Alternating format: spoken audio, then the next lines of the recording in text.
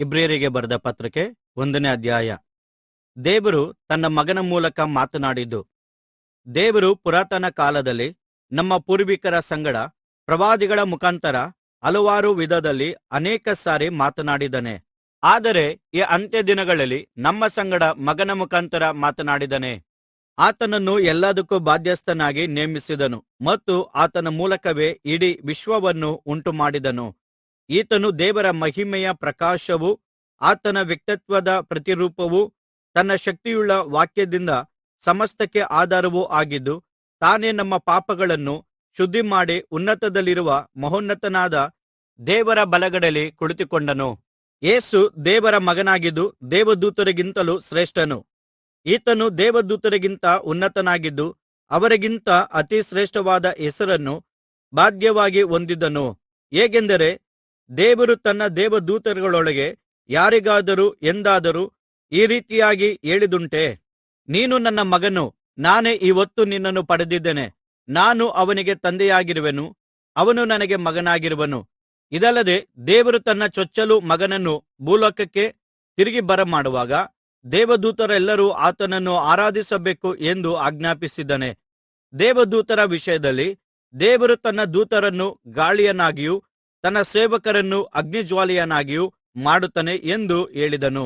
ಆದರೆ ಮಗನ ವಿಷಯದಲ್ಲಿ ಆದರೂ, ದೇವರೇ, ನಿನ್ನ ಸಿಂಹಾಸನವು ಯುಗಯುಗಾಂತರಗಳಲ್ಲಿಯೂ ಇರುವುದು, ನೀತಿದಂಡನವೇ ನಿನ್ನ ರಾಜದಂಡವಾಗಿದೆ.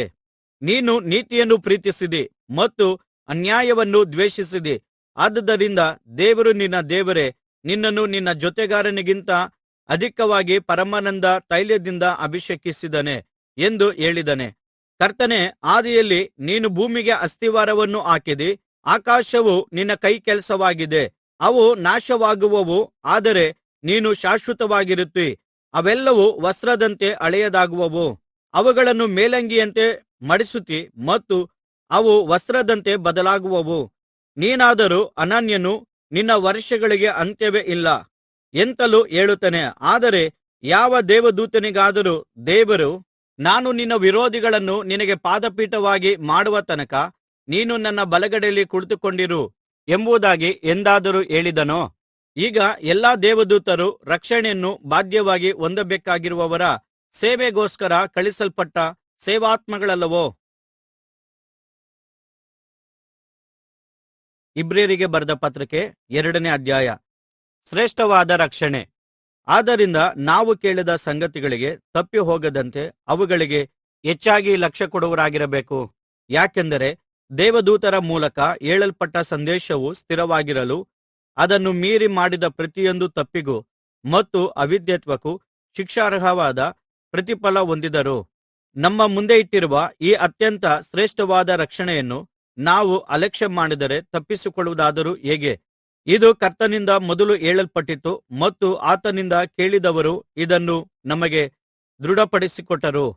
ಸೂಚಕ ಕಾರ್ಯಗಳಿಂದಲೂ ಅದ್ಭುತ ಕಾರ್ಯಗಳಿಂದಲೂ ನಾನಾ ವಿಧವಾದ ಮಹತ್ವ ಕಾರ್ಯಗಳಿಂದಲೂ ಮತ್ತು ತನ್ನಿಚ್ಛೆಯಂತೆ ಪವಿತ್ರಾತ್ಮ ವರಗಳನ್ನು ನೀಡುವುದರ ಮೂಲಕವೂ ದೇವರು ತಾನೇ ಅದನ್ನು ಸಾಕ್ಷೀಕರಿಸಿದನು. ನಮ್ಮನ್ನು ರಕ್ಷಣೆಗೆ ನಡೆಸುವಾತನು ನಾವು ಪ್ರಸ್ತಾಪಿಸುತ್ತಿರುವ ಭವಿಷ್ಯತ್ತಿನ ಲೋಕವನ್ನು ದೇವರು ತನ್ನ ದೇವದೂತರಿಗೆ ಅಧೀನ ಮಾಡಿಕೊಡಲಿಲ್ಲ. ಮನುಷ್ಯನು ಎಷ್ಟು ಮಾತ್ರದವನು, ಅವನನ್ನು ನೀನು ಏಕೆ ನೆನೆಸಬೇಕು? ಮಾನವನು ಎಷ್ಟರವನು, ಅವನಲ್ಲಿ ಯಾಕೆ ಲಕ್ಷ್ಯವಿಡಬೇಕು? ನೀನು ಮನುಷ್ಯನನ್ನು ದೇವದೂತರಿಗಿಂತ ಸ್ವಲ್ಪವೇ ಕಡಿಮೆಯಾಗಿ ಉಂಟು ಮಾಡಿದಿಯಲ್ಲಾ. ಮಹಿಮೆಯನ್ನು ಗೌರವವನ್ನು ಅವನಿಗೆ ಕಿರೀಟವಾಗಿ ಇಟ್ಟಿದಿ. ಎಲ್ಲವನ್ನೂ ಆತನ ಪಾದಗಳ ಕೆಳಗೆ ಹಾಕಿ ಅವನಿಗೆ ಅಧೀನ ಮಾಡಿದಿಯಲ್ಲವೇ ಎಂದು ಪವಿತ್ರ ಶಾಸ್ತ್ರದಲ್ಲಿ ಒಬ್ಬನು ಒಂದೆಡೆ ಸಾಕ್ಷಿ ಹೇಳಿದನು. ಆತನು ಎಲ್ಲವನ್ನು ಮಾನವ ಕುಲಕ್ಕೆ ಅಧೀನ ಮಾಡಿದನೆಂಬುದರಲ್ಲಿ ಅವನಿಗೆ ಒಂದನ್ನಾದರೂ ಅಧೀನ ಮಾಡದೆ ಬಿಡಲಿಲ್ಲವೆಂದು ಹೇಳಿದ ಹಾಗಾಯಿತು. ಆದರೆ ಎಲ್ಲವೂ ಅವನಿಗೆ ಅಧೀನವಾಗಿರುವುದಾಗಿ ನಾವು ಇನ್ನೂ ಕಂಡಿಲ್ಲ. ಆದರೂ ದೇವದೂತರಿಗಿಂತ ಸ್ವಲ್ಪ ಕಡಿಮೆಯಾಗಿ ಮಾಡಲ್ಪಟ್ಟನಾದ ಯೇಸು ಬಾಧೆಯನ್ನು ಅನುಭವಿಸಿ ಮೃತಪಟ್ಟಿದ್ದರಿಂದಲೇ ಮಹಿಮೆಯನ್ನು ಗೌರವವನ್ನು ಕಿರೀಟವಾಗಿ ಹೊಂದಿರುವುದನ್ನು ನಾವು ನೋಡುತ್ತೇವೆ. ಅದಕ್ಕಾಗಿಯೇ ದೇವರ ಕೃಪೆಯಿಂದ ಯೇಸು ಎಲ್ಲರಿಗೋಸ್ಕರ ಮರಣವನ್ನು ಅನುಭವಿಸಿದ್ದಾನೆ. ಸಮಸ್ತವು ಯಾವನಿಗೋಸ್ಕರವೋ ಯಾವನಿಂದಲೋ ಉಂಟಾಯಿತೋ ಆತನು ಬಹುಮಂದಿ ಪುತ್ರರನ್ನು ಮಹಿಮೆಗೆ ಸೇರಿಸುವುದಕ್ಕಾಗಿ ಅವರ ರಕ್ಷಣಾ ನಾಯಕನನ್ನು ಬಾಧೆಗಳ ಮೂಲಕ ಸಿದ್ಧಿಗೆ ತರುವುದನ್ನು ಆತನಿಗೆ ಯುಕ್ತವಾಗಿತ್ತು. ಯಾಕೆಂದರೆ ಪವಿತ್ರಗೊಳಿಸುವವನಿಗೂ ಪವಿತ್ರರಾದವರಿಗೂ ಒಬ್ಬಾತನೇ ಮೂಲ, ಆತನು ದೇವರೇ. ಈ ಕಾರಣದಿಂದ ಅವರನ್ನು ಪವಿತ್ರಗೊಳಿಸುವಾತನು ಅವರನ್ನು ಸಹೋದರರೆಂದು ಕರೆಯುವುದಕ್ಕೆ ನಾಚಿಕೆ ಪಡಲಿಲ್ಲ. ನಿನ್ನ ನಾಮ ಮಹಿಮೆಯನ್ನು ನನ್ನ ಸಹೋದರರಿಗೆ ತಿಳಿಸುವೆನು, ಸಭಾಮಧ್ಯದಲ್ಲಿ ನಿನ್ನನ್ನು ಕೊಂಡಾಡುವೆನು ಎಂತಲೂ, ನಾನು ಆತನಲ್ಲಿ ಭರವಸವಿಡುವೆನು ಎಂತಲೂ, ಇಗೋ, ನಾನು ಮತ್ತು ದೇವರು ನನಗೆ ದಯಪಾಲಿಸಿರುವ ಮಕ್ಕಳು ಇದ್ದೇವೆ ಎಂದು ಹೇಳುತ್ತಾನೆ. ಇದಲ್ಲದೆ ಮಕ್ಕಳು ರಕ್ತಮಾಂಸಧಾರಿಗಳು ಆಗಿರುವುದರಿಂದ ಯೇಸು ಸಹ ಅವರಂತೆಯೇ ಆದನು.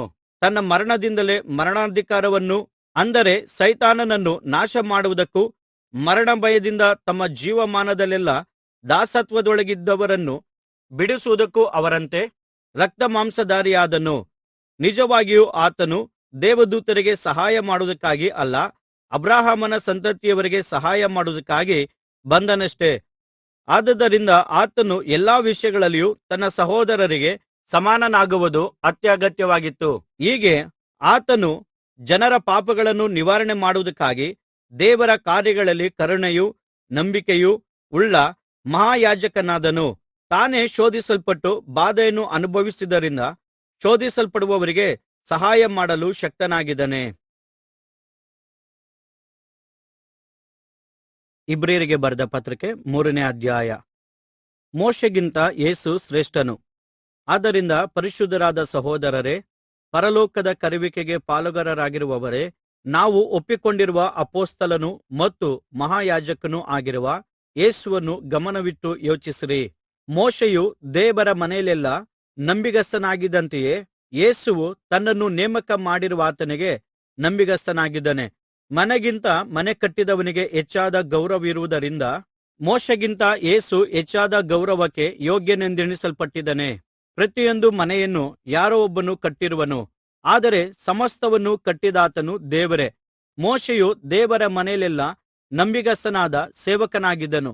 ಅವನು ಮುಂದೆ ಪ್ರಕಟವಾಗಬೇಕಾಗಿದ್ದಂಥ ವಿಷಯಗಳಿಗೆ ಸಾಕ್ಷಿ ಕೊಟ್ಟಿದ್ದಾನೆ. ಆದರೆ ಕ್ರಿಸ್ತನಾದರೋ ಮಗನಾಗಿ ದೇವರ ಮನೆಯ ಮೇಲೆ ಅಧಿಕಾರಿಯಾಗಿದ್ದಾನೆ.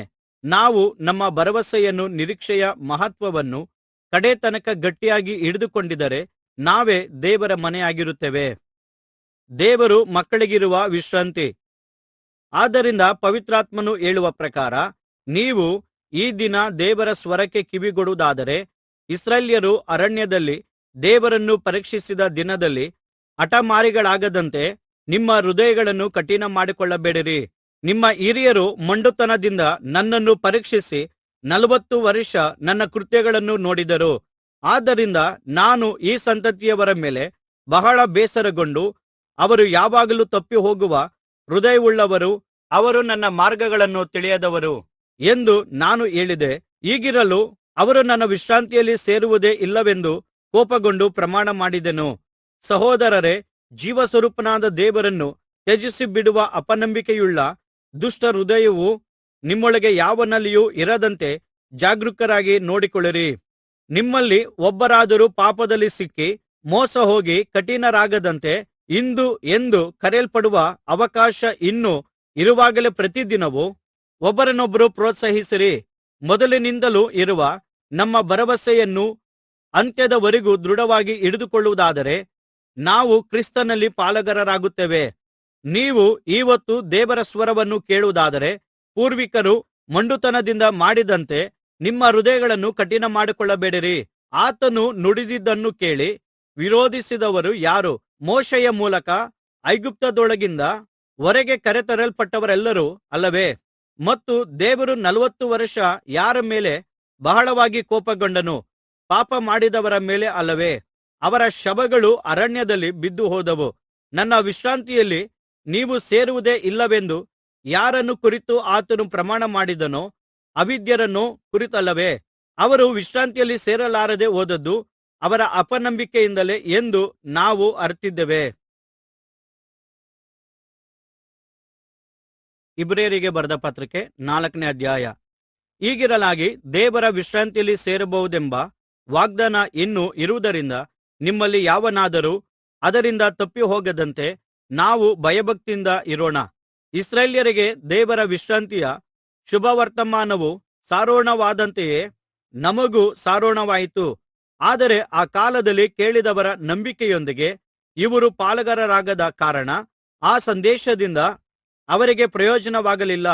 ಈಗ ನಂಬುವರಾದ ನಾವುಗಳೇ ಆ ವಿಶ್ರಾಂತಿಯಲ್ಲಿ ಸೇರುವವರು. ಏಕೆಂದರೆ ಲೋಕಾದಿಯಿಂದ ತನ್ನ ಸೃಷ್ಟಿಯ ಕಾರ್ಯಗಳು ಮುಗಿದು ಹೋದಾಗ್ಯೂ ಅವರು ನನ್ನ ವಿಶ್ರಾಂತಿಯಲ್ಲಿ ಸೇರುವುದೇ ಇಲ್ಲ ಎಂದು ನಾನು ಕೋಪದಿಂದ ಪ್ರಮಾಣ ಮಾಡಿದೆನು ಎಂದು ಹೇಳಿದೆಯಲ್ಲಾ. ಎಲ್ಲಿಯೋ ಒಂದು ಕಡೆ ಏಳನೆಯ ದಿನವನ್ನು ಕುರಿತಾಗಿ ದೇವರು ತನ್ನ ಕಾರ್ಯಗಳನ್ನೆಲ್ಲಾ ಮುಗಿಸಿಬಿಟ್ಟು ಏಳನೆಯ ದಿನದಲ್ಲಿ ವಿಶ್ರಮಿಸಿಕೊಂಡನೆಂದು ಬರೆದಿದೆ. ಇವರು ನನ್ನ ವಿಶ್ರಾಂತಿಯಲ್ಲಿ ಸೇರುವುದೇ ಇಲ್ಲವೆಂದು ಎಂದು ಭಾಗದಲ್ಲಿ ಆತನು ಪುನಃ ಹೇಳಿದ್ದಾನೆ. ಆದ್ದರಿಂದ ಕೆಲವರು ದೇವರ ವಿಶ್ರಾಂತಿಯಲ್ಲಿ ಸೇರುವುದಕ್ಕೆ ದೇವರು ಇನ್ನೂ ಅನುಮತಿಸುವವನಾಗಿದ್ದಾನೆ. ಮೊದಲು ಶುಭವರ್ತಮಾನವನ್ನು ಕೇಳಿದವರು ಅವಿಧೇಯರಾದ ಕಾರಣ ಅದರಲ್ಲಿ ಸೇರದೆ ಹೋದರು. ಪುನಃ ಬಹುಕಾಲ ನಂತರ ಆತನು ದಾವೀದನ ಮೂಲಕ ಈಹೊತ್ತು ಎಂದು ಬೇರೊಂದು ದಿನವನ್ನು ಗೊತ್ತುಮಾಡಿದ್ದಾನೆ. ಹೇಗೆಂದರೆ, ನೀವು ಈಹೊತ್ತು ದೇವರ ಸ್ವರಕ್ಕೆ ಕಿವಿಗೊಡುವುದಾದರೆ ನಿಮ್ಮ ಹೃದಯಗಳನ್ನು ಕಠಿಣ ಮಾಡಿಕೊಳ್ಳಬೇಡಿರಿ ಎಂದು ಹೇಳುತ್ತಾನಷ್ಟೆ. ಯೆಹೋಶುವನು ಅವರನ್ನು ಆ ವಿಶ್ರಾಂತಿಯಲ್ಲಿ ಸೇರಿಸಿದರೆ ಬೇರೊಂದು ದಿನವನ್ನು ಕುರಿತು ದೇವರು ಹೇಳುತ್ತಿರಲಿಲ್ಲವಲ್ಲಾ. ಆದಕಾರಣ ದೇವರ ಜನರಿಗೆ ಸಬ್ಬತೆಂಬ ವಿಶ್ರಾಂತಿಯು ಇನ್ನೂ ಉಂಟು. ಹೇಗೆಂದರೆ, ದೇವರು ತನ್ನ ಕೆಲಸಗಳನ್ನು ಮುಗಿಸಿ ಹೇಗೆ ವಿಶ್ರಮಿಸಿಕೊಂಡನೋ ಹಾಗೆಯೇ ಆತನ ವಿಶ್ರಾಂತಿಯಲ್ಲಿ ಸೇರುವವರು ಸಹ ತನ್ನ ಕೆಲಸಗಳನ್ನು ಮುಗಿಸಿ ವಿಶ್ರಮಿಸಿಕೊಂಡಿದ್ದಾನೆ. ಆದ್ದರಿಂದ ನಾವು ಈ ವಿಶ್ರಾಂತಿಯಲ್ಲಿ ಸೇರುವುದಕ್ಕೆ ಪ್ರಯತ್ನಿಸೋಣ. ನಮ್ಮಲ್ಲಿ ಒಬ್ಬರಾದರೂ ಅವರಂತೆ ಅವಿಧೇಯರಾಗಿ ಬಿದ್ದು ಹೋಗದೆ ಇರೋಣ. ಏಕೆಂದರೆ ದೇವರ ವಾಕ್ಯವು ಸಜೀವವಾದದ್ದು, ಸಕ್ರಿಯವಾದದ್ದು ಮತ್ತು ಯಾವ ಇಬ್ಬಾಯಿ ಕತ್ತಿಗಿಂತಲೂ ಹರಿತವಾದದ್ದು ಆಗಿದ್ದು, ಪ್ರಾಣ ಆತ್ಮಗಳನ್ನು ಕೀಲು ಮಜ್ಜೆಗಳನ್ನು ವಿಭಾಗಿಸುವಷ್ಟು ಮಟ್ಟಿಗೂ ತೂರಿ ಹೋಗುವಂಥದ್ದಾಗಿದ್ದು, ಹೃದಯದ ಆಲೋಚನೆಗಳನ್ನು ಉದ್ದೇಶಗಳನ್ನು ವಿವೇಚಿಸುವಂಥದ್ದು ಆಗಿದೆ. ಆತನ ದೃಷ್ಟಿಗೆ ಮರೆಯಾಗಿರುವ ಒಂದು ಸೃಷ್ಟಿಯೂ ಇಲ್ಲ, ಆತನ ಕಣ್ಣಿಗೆ ಮರೆಯಾದದ್ದು ಒಂದೂ ಇಲ್ಲ. ಎಲ್ಲವೂ ನಗ್ನವಾಗಿಯೂ ಬಟ್ಟಬಯಲಾಗಿಯೂ ಇದೆ. ಅಂಥವನಿಗೆ ನಾವು ಲೆಕ್ಕ ಕೊಡಬೇಕಾಗಿದೆ. ಯೇಸು ಶ್ರೇಷ್ಠನಾದ ಮಹಾಯಾಜಕನು. ಆಕಾಶಗಳನ್ನು ದಾಟಿಹೋದ ದೇವಕುಮಾರನಾದ ಯೇಸು ಎಂಬ ಶ್ರೇಷ್ಠ ಮಹಾಯಾಜಕನು ನಮಗಿದ್ದಾನೆ. ಆದದರಿಂದ ನಮಗಿರುವ ನಂಬಿಕೆಯನ್ನು ದೃಢವಾಗಿ ಹಿಡಿಯೋಣ. ಏಕೆಂದರೆ ನಮಗಿರುವ ಮಹಾಯಾಜಕನು ನಮ್ಮ ಬಲಹೀನತೆಗಳಲ್ಲಿ ಅನುಕಂಪ ತೋರಿಸುವವನಾಗಿದ್ದಾನೆ. ಆತನು ಸರ್ವ ವಿಷಯಗಳಲ್ಲಿಯೂ ನಮ್ಮ ಹಾಗೆ ಶೋಧನೆಗೆ ಗುರಿಯಾದವನು, ಪಾಪ ಮಾತ್ರ ಮಾಡಲಿಲ್ಲವಷ್ಟೇ. ಆದುದರಿಂದ ನಾವು ತಕ್ಕ ಸಮಯದಲ್ಲಿ ಕರುಣೆಯನ್ನು ಹೊಂದುವಂತೆಯೂ ಆತನ ಕೃಪೆಯಿಂದ ಸಮಯೋಚಿತವಾದ ಸಹಾಯವು ನಮಗೆ ದೊರೆಯುವಂತೆಯೂ ಧೈರ್ಯದಿಂದ ಆತನ ಕೃಪಾಸನದ ಮುಂದೆ ಬರೋಣ. ಇಬ್ರಿಯರಿಗೆ ಬರೆದ ಪತ್ರಿಕೆ 5ನೇ ಅಧ್ಯಾಯ. ಮನುಷ್ಯರೊಳಗಿಂದ ಪ್ರತಿಯೊಬ್ಬನು ಮಹಾಯಾಜಕನು ಆರಿಸಲ್ಪಟ್ಟು ಮನುಷ್ಯರಿಗೋಸ್ಕರ ದೇವರ ಕಾರ್ಯಗಳನ್ನು ನಡೆಸುವುದಕ್ಕಾಗಿ ನೇಮಿಸಲಾಗಿದ್ದು, ಅವನು ಪಾಪಗಳ ನಿವಾರಣೆಗಾಗಿ ಕಾಣಿಕೆಗಳನ್ನು ಮತ್ತು ಯಜ್ಞಗಳನ್ನು ಸಮರ್ಪಿಸಬೇಕು. ತಾನು ಸಹ ಬಲಹೀನನಾಗಿರುವುದರಿಂದ ಅವನು ಅಜ್ಞಾನಿಗಳಿಗೂ ಮತ್ತು ಮಾರ್ಗತಪ್ಪಿದವರಿಗೂ ದಯಾಪರನಾಗಿ ನಡೆದುಕೊಳ್ಳುವುದಕ್ಕೆ ಶಕ್ತನಾಗಿರುವನು. ಆದ್ದರಿಂದ ಅವನು ಜನರಿಗೋಸ್ಕರ ಹೇಗೋ ಹಾಗೆಯೇ ತನಗೋಸ್ಕರವೂ ಪಾಪ ನಿವಾರಣೆಗಾಗಿ ಯಜ್ಞಗಳನ್ನು ಸಮರ್ಪಿಸಬೇಕು. ಯಾವನು ತನ್ನಷ್ಟಕ್ಕೆ ತಾನೇ ಈ ಗೌರವ ಪದವಿಯನ್ನು ವಹಿಸಿಕೊಳ್ಳುವುದಕ್ಕಾಗುವುದಿಲ್ಲ, ಆದರೆ ಆರೋನನಂತೆ ದೇವರಿಂದ ಕರೆಯಲ್ಪಟ್ಟು ವಹಿಸಿಕೊಳ್ಳುತ್ತಾನೆ. ಅದೇ ರೀತಿಯಾಗಿ ಕ್ರಿಸ್ತನು ಸಹ ತನ್ನನ್ನು ಘನಪಡಿಸಿಕೊಂಡು ತಾನೇ ಮಹಾಯಾಜಕನಾಗಿ ಮಾಡಿಕೊಳ್ಳಲಿಲ್ಲ.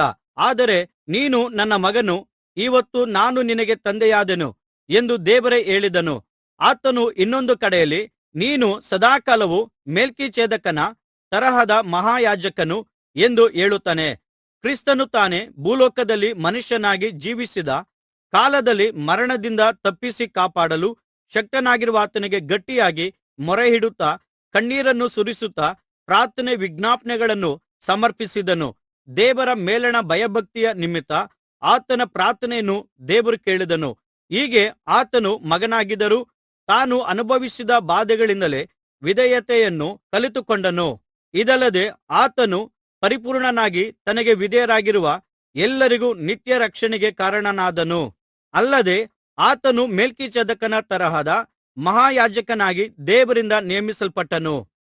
ನಂಬಿಕೆಯನ್ನು ತ್ಯಜಿಸುವುದರ ಕುರಿತು ಎಚ್ಚರಿಕೆ. ಈ ವಿಷಯದಲ್ಲಿ ನಾವು ಹೇಳಬೇಕಾದದ್ದು ಎಷ್ಟೋ ಇದೆ. ಆದರೆ ನಿಮ್ಮ ಕಿವಿಗಳು ಮಂದವಾಗಿರುವುದರಿಂದ ಅದನ್ನು ವಿವರಿಸುವುದು ಕಷ್ಟವಾಗಿದೆ. ನೀವು ಇಷ್ಟರೊಳಗೆ ಬೋಧಕರಾಗಿರಬೇಕಾಗಿದ್ದರೂ ದೇವರ ವಾಕ್ಯಗಳ ಮೂಲಪಾಠಗಳನ್ನು ಒಬ್ಬನು ನಿಮಗೆ ಪುನಃ ಕಲಿಸಿಕೊಡಬೇಕಾಗಿದೆ. ನಿಮಗೆ ಇನ್ನೂ ಹಾಲಿನ ಅವಶ್ಯಕತೆ ಇದೆಯೇ ಹೊರತು ಗಟ್ಟಿಯಾದ ಆಹಾರವಲ್ಲ. ಹಾಲು ಕುಡಿಯುವವನು ಕೂಸಿನಂತಿದ್ದು ನೀತಿಯ ಸಂದೇಶದಲ್ಲಿ ಅನುಭವ ಇಲ್ಲದವನಾಗಿದ್ದಾನೆ. ಗಟ್ಟಿಯಾದ ಆಹಾರವು ಪ್ರಾಯಸ್ಥರಿಗೋಸ್ಕರ, ಅಂದರೆ ತಪ್ಪು ಮತ್ತು ಸರಿಯಾದುದನ್ನು ಗುರುತಿಸಲು ಅಭ್ಯಾಸದ ಮೂಲಕ ನೈಪುಣ್ಯತೆಯನ್ನು ಹೊಂದಿದವರಿಗೋಸ್ಕರವಾಗಿದೆ. ಇಬ್ರಿಯರಿಗೆ ಬರೆದ ಪತ್ರಿಕೆ 6ನೇ ಅಧ್ಯಾಯ. ಆದುದರಿಂದ ಕ್ರಿಸ್ತನ ವಿಷಯವಾದ ಪ್ರಾಥಮಿಕ ಉಪದೇಶವನ್ನು ಬಿಟ್ಟು ನಿರ್ಜೀವ ಕ್ರಿಯೆಗಳಿಂದ ಮಾನಸಾಂತರವೂ ದೇವರಲ್ಲಿ ನಂಬಿಕೆಯೂ ದೀಕ್ಷಾಸ್ನಾನಗಳ ಬೋಧನೆಯೂ ಹಸ್ತಾರ್ಪಣೆಯೂ ಸತ್ತವರಿಗೆ ಪುನರುತ್ಥಾನವೂ ಮತ್ತು ನಿತ್ಯವಾದ ನ್ಯಾಯತೀರ್ಪು ಉಂಟೆಂಬುದರ ಕುರಿತು ಪದೇ ಪದೇ ಅಸ್ತಿವಾರವನ್ನು ಹಾಕುತ್ತಿರದೆ ನಾವು ಪರಿಪಕ್ವತೆಯೆಡೆಗೆ ಸಾಗೋಣ. ದೇವರು ಅನುಮತಿಸುವುದಾದರೆ ನಾವು ಇವುಗಳನ್ನು ಮಾಡುವೆವು. ಒಂದು ಸಾರಿ ಬೆಳಕಿನಲ್ಲಿ ಸೇರಿದವರು, ಸ್ವರ್ಗೀಯ ದಾನವನ್ನು ಅನುಭವಿಸಿದವರು, ಪವಿತ್ರಾತ್ಮನಲ್ಲಿ ಪಾಲುಗಾರರಾದವರು, ದೇವರ ವಾಕ್ಯದ ಶ್ರೇಷ್ಠತೆಯನ್ನು, ಮುಂದಣ ಯುಗದ ಶಕ್ತಿಯನ್ನು ಅನುಭವಿಸಿದವರು ಅದರಿಂದ ಹಿಂಜಾರಿ ಹೋದರೆ ಅವರಲ್ಲಿ ತಿರುಗಿ ಮಾನಸಾಂತರವನ್ನು ಹುಟ್ಟಿಸುವುದು ಅಸಾಧ್ಯ. ಯಾಕೆಂದರೆ ಅವರು ತಾವಾಗಿಯೇ ದೇವರ ಮಗನನ್ನು ಪುನಃ ಶಿಲುಬೆಗೆ ಹಾಕುವವರು, ಆತನನ್ನು ಬಹಿರಂಗವಾಗಿ ಅವಮಾನಪಡಿಸುವವರು ಆಗಿರುತ್ತಾರೆ. ಭೂಮಿಯು ತನ್ನ ಮೇಲೆ ಅನೇಕವರ್ತಿ ಸುರಿಯುವ ಮಳೆಯನ್ನು ಹೀರಿಕೊಂಡು ಅದು ಯಾರ ನಿಮಿತ್ತವಾಗಿ ವ್ಯವಸಾಯ ಮಾಡಲ್ಪಡುತ್ತದೋ ಅವರಿಗೆ ಅನುಕೂಲವಾದ ಬೆಳೆಯನ್ನು ಕೊಡುತ್ತದೆ. ಅದು ದೇವರ ಆಶೀರ್ವಾದವನ್ನು ಹೊಂದುತ್ತದೆ. ಆದರೆ ಅದು ಮುಳ್ಳುಗಿಡಗಳನ್ನೂ ಕಳೆಗಳನ್ನೂ ಬೆಳೆಸಿದರೆ ಅಯೋಗ್ಯವಾದದ್ದಾಗಿ ಶಾಪಕ್ಕೆ ಗುರಿಯಾಗುತ್ತದೆ, ಕೊನೆಗದು ಸುಡಲ್ಪಡುತ್ತದೆ. ಪ್ರಿಯರೇ, ಈ ರೀತಿಯಾಗಿ ನಾವು ಮಾತನಾಡಿದರೂ ನಿಮ್ಮ ವಿಷಯವಾಗಿಯೂ ರಕ್ಷಣೆಗೆ ಸಂಬಂಧಿಸಿದವುಗಳಲ್ಲಿಯೂ ನೀವು ಉತ್ತಮರಾಗಿದ್ದೀರೆಂದು ನಂಬಿದ್ದೇವೆ. ನೀವು ದೇವಜನರಿಗೆ ಉಪಚಾರ ಮಾಡಿದಿರಿ, ಇನ್ನು ಮಾಡುತ್ತಾ ಇದ್ದೀರಿ. ಈ ಕೆಲಸವನ್ನು ಮತ್ತು ಇದರಲ್ಲಿ ನೀವು ಆತನ ನಾಮದ ಕಡೆಗೆ ತೋರಿಸಿದ ಪ್ರೀತಿಯನ್ನು ಆತನು ಮರೆಯುವುದಿಲ್ಲ. ಯಾಕೆಂದರೆ ದೇವರು ಅನೀತಿಯುಳ್ಳವನಲ್ಲ, ನಿರೀಕ್ಷೆಯ ಸಂಪೂರ್ಣ ನಿತ್ಯತ್ವವನ್ನು ಹೊಂದುವುದಕ್ಕಾಗಿ ಅಂತ್ಯದವರೆಗೂ ನೀವು ಅದೇ ಶ್ರದ್ಧೆಯನ್ನು ತೋರಿಸಬೇಕೆಂದು ನಾನು ಬಹಳವಾಗಿ ಅಪೇಕ್ಷಿಸುತ್ತೇವೆ. ನೀವು ಸೋಮಾರಿಗಳಾಗಿರಬೇಕೆಂದು ಅಪೇಕ್ಷಿಸುವುದಿಲ್ಲ, ಬದಲಿಗೆ ನಂಬಿಕೆಯಿಂದಲೂ ತಾಳ್ಮೆಯಿಂದಲೂ ವಾಗ್ದಾನಗಳನ್ನು ಬಾಧ್ಯವಾಗಿ ಹೊಂದುವವರನ್ನು ಅನುಸರಿಸುವವರಾಗಿರಬೇಕೆಂದು ಕೋರುತ್ತೇನೆ. ದೇವರ ವಾಗ್ದಾನಗಳು ಎಷ್ಟು ಮಾತ್ರಕ್ಕೂ ತಪ್ಪುವುದಿಲ್ಲ. ದೇವರು ಅಬ್ರಹಾಮನಿಗೆ ವಾಗ್ದಾನ ಮಾಡಿದಾಗ ತನಗಿಂತಲೂ ಹೆಚ್ಚಿನವರು ಯಾರೂ ಇಲ್ಲದ್ದರಿಂದ ತನ್ನ ಮೇಲೆ ಆಣೆಯಿಟ್ಟು, ಖಂಡಿತವಾಗಿಯೂ ನಾನು ನಿನ್ನನ್ನು ಆಶೀರ್ವದಿಸುವೆನು, ನಿನ್ನ ಸಂತಾನವನ್ನು ಅಭಿವೃದ್ಧಿಪಡಿಸುವೆನು ಎಂದು ಹೇಳಿದನಷ್ಟೆ. ಹೀಗೆ ಅಬ್ರಹಾಮನು ತಾಳ್ಮೆಯಿಂದ ಕಾದುಕೊಂಡಿದ್ದು ವಾಗ್ದಾನವನ್ನು ಪಡೆದುಕೊಂಡನು. ಮನುಷ್ಯರು ತಮಗಿಂತಲೂ ಹೆಚ್ಚಿನವನ ಮೇಲೆ ಆಣೆಯಿಡುತ್ತಾರಷ್ಟೆ. ಆಣೆಯನ್ನು ದೃಢಪಡಿಸಿದ ಮೇಲೆ ವಿವಾದವು ಅಂತ್ಯವಾಗುವುದು. ಹಾಗೆಯೇ ದೇವರು ತನ್ನ ಸಂಕಲ್ಪವು ಬದಲಾಗಲಾರದೆಂಬುದನ್ನು ವಾಗ್ದಾನದ ಬಾಧ್ಯಸ್ಥರಿಗೆ ಬಹು ಸ್ಪಷ್ಟವಾಗಿ ತೋರಿಸಬೇಕೆಂದು ಆಣೆಯಿಟ್ಟು ಸ್ಥಿರಪಡಿಸಿದನು. ದೇವರ ವಾಗ್ದಾನ ಮತ್ತು ಆಣೆ ಇವೆರಡೂ ನಿಶ್ಚಲವಾದ ಆಧಾರಗಳು. ಏಕೆಂದರೆ ದೇವರು ಸುಳ್ಳಾಡುವವನಲ್ಲ. ಆದುದರಿಂದ ಆಶ್ರಯವನ್ನು ಹೊಂದಬೇಕೆಂದು ಓಡಿಬಂದು ನಮ್ಮ ಮುಂದೆ ಇಟ್ಟಿರುವ ನಿರೀಕ್ಷೆಯನ್ನು ಹಿಡಿದುಕೊಂಡವರಾದ ನಮಗೆ ಬಲವಾದ ಪ್ರೋತ್ಸಾಹ ಉಂಟಾಯಿತು. ಆ ನಿರೀಕ್ಷೆಯು ನಮ್ಮ ಪ್ರಾಣಕ್ಕೆ ವಿಶ್ವಾಸಾರ್ಹವಾದದ್ದು, ಸ್ಥಿರವಾದದ್ದು ಆದ ಲಂಗಾರವಾಗಿದೆ. ಅದು ಅತಿ ಪರಿಶುದ್ಧ ಸ್ಥಳದ ತೆರೆಯ ಒಳಗಡೆ ಪ್ರವೇಶಿಸುವಂಥದ್ದಾಗಿದೆ. ಅಲ್ಲಿಗೆ ಯೇಸು ಸದಾಕಾಲವೂ ಮೆಲ್ಕಿಜೆದೇಕನ ತರಹದ ಮಹಾಯಾಜಕನಾಗಿ ನಮಗೋಸ್ಕರ ಮುಂಚಿತವಾಗಿಯೇ ಹೋಗಿ ಆ ಸಾನ್ನಿಧ್ಯವನ್ನು ಪ್ರವೇಶಿಸಿದ್ದಾನೆ. ಇಬ್ರಿಯರಿಗೆ ಬರೆದ ಪತ್ರಿಕೆ 7ನೇ ಅಧ್ಯಾಯ. ಯೇಸು ಮೆಲ್ಕಿಜೆದೇಕನ ತರಹದ ಮಹಾಯಾಜಕನಾಗಿದ್ದು ಲೇವಿ ವಂಶದ ಯಾಜಕರಿಗಿಂತಲೂ ಶ್ರೇಷ್ಠನು. ಈ ಮೆಲ್ಕಿಜೆದೇಕನು ಸಾಲೇಮಿನ ಅರಸನೂ ಮಹೋನ್ನತನಾದ ದೇವರ ಯಾಜಕನೂ ಆಗಿದ್ದನು. ಈತನು ರಾಜರನ್ನು ಸಂಹಾರ ಮಾಡಿ ಹಿಂತಿರುಗಿ ಬರುತ್ತಿದ್ದ ಅಬ್ರಹಾಮನನ್ನು ಎದುರುಗೊಂಡು ಅವನನ್ನು ಆಶೀರ್ವದಿಸಿದನು. ಅವನಿಗೆ ಅಬ್ರಹಾಮನು ತಾನು ಜಯಿಸಿಕೊಂಡು ಬಂದಿದ್ದ ಎಲ್ಲಾ ವಸ್ತುಗಳಲ್ಲಿ 10ನೆಯ 1 ಭಾಗವನ್ನು ಕೊಟ್ಟನು. ಮೆಲ್ಕಿಜೆದೇಕ್ ಎಂಬ ಹೆಸರಿಗೆ ಮೊದಲು ನೀತಿಯ ರಾಜ ಎಂದು, ನಂತರ ಸಾಲೇಮಿನ ರಾಜ ಎಂದರೆ ಸಮಾಧಾನದ ರಾಜ ಎಂದು ಅರ್ಥ. ಅವನಿಗೆ ತಂದೆಯಿಲ್ಲ, ತಾಯಿಯಿಲ್ಲ, ವಂಶಾವಳಿಯೂ ಇಲ್ಲ, ಹುಟ್ಟು ಸಾವು ಇಲ್ಲ. ಆತನು ದೇವರ ಕುಮಾರನಿಗೆ ಹೋಲಿಕೆಯಾಗಿದ್ದು ನಿರಂತರವಾಗಿ ಯಾಜಕನಾಗಿರುವನು. ಈತನು ಎಷ್ಟು ಮಹಾನ್ ಆಗಿದ್ದನೆಂದು ಯೋಚಿಸಿರಿ. ನಮ್ಮ ಮೂಲಪಿತೃವಾದ ಅಬ್ರಹಾಮನು ತಾನು ಯುದ್ಧದಲ್ಲಿ ಗೆದ್ದು ತಂದ ಶ್ರೇಷ್ಠ ವಸ್ತುಗಳಲ್ಲಿ 10ರಲ್ಲಿ 1 ಭಾಗವನ್ನು ಅವನಿಗೆ ಕೊಟ್ಟನಲ್ಲಾ. ನಿಜವಾಗಿಯೂ ಲೇವಿಯ ಕುಲದವರಲ್ಲಿ ಯಾಜಕ ಉದ್ಯೋಗವನ್ನು ಹೊಂದುವವರು ಜನರಿಂದ, ಅಂದರೆ ಅಬ್ರಹಾಮನ ವಂಶಸ್ಥರಾಗಿರುವ ಸಹೋದರರಿಂದಲೇ. ದಶಮಭಾಗಗಳನ್ನು ತೆಗೆದುಕೊಳ್ಳುವುದಕ್ಕೆ ಧರ್ಮಶಾಸ್ತ್ರದಲ್ಲಿ ಅಪ್ಪಣೆಯಿದೆ. ಆದರೆ ಮೆಲ್ಕಿಜೆದೇಕನು ಲೇವಿಯ ವಂಶಾವಳಿಗೆ ಸೇರಿದವನಲ್ಲ. ಆದರೂ ಅಬ್ರಹಾಮನಿಂದ ದಶಮಭಾಗವನ್ನು ತೆಗೆದುಕೊಂಡದ್ದಲ್ಲದೆ ದೇವರಿಂದ ವಾಗ್ದಾನಗಳನ್ನು ಹೊಂದಿದವನನ್ನು ಆಶೀರ್ವದಿಸಿದನು. ಆಶೀರ್ವಾದ ಹೊಂದಿದವನಿಗಿಂತ ಆಶೀರ್ವದಿಸುವವನೇ ಹೆಚ್ಚಿನವನು ಎಂಬುದನ್ನು ನಿರಾಕರಿಸುವಂತಿಲ್ಲ. ದಶಮಭಾಗವನ್ನು ತೆಗೆದುಕೊಳ್ಳುವ ಯಾಜಕರು ಒಂದಲ್ಲ ಒಂದು ದಿನ ಸಾಯುತ್ತಾರೆ. ಆದರೆ ಅಬ್ರಹಾಮನಿಂದ ದಶಮಭಾಗವನ್ನು ತೆಗೆದುಕೊಂಡಾತನು ಚಿರಂಜೀವಿಯಾಗಿರುವನು. ಮತ್ತು ದಶಮಭಾಗಗಳನ್ನು ತೆಗೆದುಕೊಳ್ಳುವ ಲೇವಿಯು ಕೂಡ ಅಬ್ರಹಾಮನ ಮೂಲಕ ದಶಮಭಾಗಗಳನ್ನು ಕೊಟ್ಟ ಹಾಗಾಯಿತು. ಹೇಗೆಂದರೆ ಮೆಲ್ಕಿಜೆದೇಕನು ಲೇವಿಯ ಮೂಲಪುರುಷನಾದ ಅಬ್ರಹಾಮನನ್ನು ಸಂಧಿಸಿದಾಗ ಲೇವಿಯು ತತ್ವರೂಪವಾಗಿ ಅಬ್ರಹಾಮನ ದೇಹದಲ್ಲಿದ್ದನು. ಇಸ್ರಾಯೇಲ್ಯರಿಗೆ ಕೊಡಲಾದ ಧರ್ಮಶಾಸ್ತ್ರ ಲೇವಿಯರ ಯಾಜಕತ್ವದ ಮೇಲೆ ಆಧಾರಗೊಂಡಿದೆ. ಲೇವಿಯರ ಈ ಯಾಜಕತ್ವದಿಂದಲೇ ಸಂಪೂರ್ಣ ಸಿದ್ಧಿ ಪ್ರಾಪ್ತವಾಗುತ್ತಿದ್ದಾದರೆ ಆರೋನನ ಪರಂಪರೆಗೆ ಸೇರದ ಮೆಲ್ಕಿಜೆದೇಕನ ಪರಂಪರೆಗೆ ಸೇರಿದ ಬೇರೊಬ್ಬ ಯಾಜಕನು ಬರುವುದರ ಅಗತ್ಯವೇನಿತ್ತು? ಯಾಜಕತ್ವವು ಬದಲಾಗುವುದಾದರೆ ಧರ್ಮಶಾಸ್ತ್ರವೂ ಸಹ ಬದಲಾಗುವುದು ಅಗತ್ಯವಾಗಿದೆ. ಆದರೆ ಇವು ಯಾರ ಕುರಿತಾಗಿ ಹೇಳಲ್ಪಟ್ಟಿವೆಯೋ ಆತನು ಬೇರೊಂದು ಗೋತ್ರಕ್ಕೆ ಸೇರಿದವನು. ಆ ಗೋತ್ರದಿಂದ ಒಬ್ಬನು ಯಜ್ಞವೇದಿಯ ಬಳಿ ಸೇವೆ ಮಾಡಿದ್ದಿಲ್ಲ. ನಮ್ಮ ಕರ್ತನು ಯೆಹೂದ ಗೋತ್ರದಲ್ಲಿ ಜನಿಸಿ ಬಂದವನೆಂಬುದು ಸ್ಪಷ್ಟವಾಗಿದೆ. ಈ ಗೋತ್ರಕ್ಕೆ ಸಂಬಂಧಿಸಿದಂತೆ ಮೋಶೆಯು ಯಾಜಕರ ಕುರಿತಾಗಿ ಏನನ್ನೂ ಹೇಳಲಿಲ್ಲ. ಈ ಯಾಜಕನು ಶರೀರದ ಸಂಬಂಧಪಟ್ಟಿಯಲ್ಲಿರುವ ನಿಯಮದ ಪ್ರಕಾರವಾಗಿರದೆ ಲಯವಾಗದ ಜೀವಶಕ್ತಿಯ ಮೇರೆಗೆ ಮೆಲ್ಕಿಜೆದೇಕನಂತೆ ಇನ್ನೊಬ್ಬ ಯಾಜಕನು ಏಳುತ್ತಾನೆಂಬುದಾದರೆ ಅದು ಇನ್ನೂ ಹೆಚ್ಚು ಸ್ಪಷ್ಟವಾಗಿ ವ್ಯಕ್ತವಾಗುತ್ತದಲ್ಲಾ. ಆತನ ವಿಷಯದಲ್ಲಿ ನೀನು ಸದಾಕಾಲಕ್ಕೂ ಮೆಲ್ಕಿಜೆದೇಕನ ತರಹದ ಯಾಜಕನೇ ಎಂಬುದಾಗಿ ಧರ್ಮಶಾಸ್ತ್ರವು ಸಾಕ್ಷೀಕರಿಸುತ್ತದೆ. ಯಾಕೆಂದರೆ ಮೊದಲಿದ್ದ ಆಜ್ಞೆಯು ದುರ್ಬಲವೂ ನಿಷ್ಪ್ರಯೋಜಕವೂ ಆಗಿರುವ ಕಾರಣದಿಂದ ಅದು ರದ್ದಾಯಿತು. ಧರ್ಮಶಾಸ್ತ್ರವು ಯಾವುದನ್ನು ಪರಿಪೂರ್ಣ ಮಾಡುವುದಿಲ್ಲ. ಅದಕ್ಕೆ ಬದಲಾಗಿ ದೇವರ ಸಮೀಪಕ್ಕೆ ನಡೆಸಲ್ಪಡುವಂಥ ಉತ್ತಮವಾದ ಹೊಸ ನಿರೀಕ್ಷೆಯೊಂದು ಕೊಡಲ್ಪಟ್ಟಿದೆ. ಇದು ಪ್ರತಿಜ್ಞಾರಹಿತವಾದದ್ದು ಅಲ್ಲ. ಇದಲ್ಲದೆ ಲೇವಿಯರು ಪ್ರತಿಜ್ಞೆ ಇಲ್ಲದೆ ಯಾಜಕರಾದರು.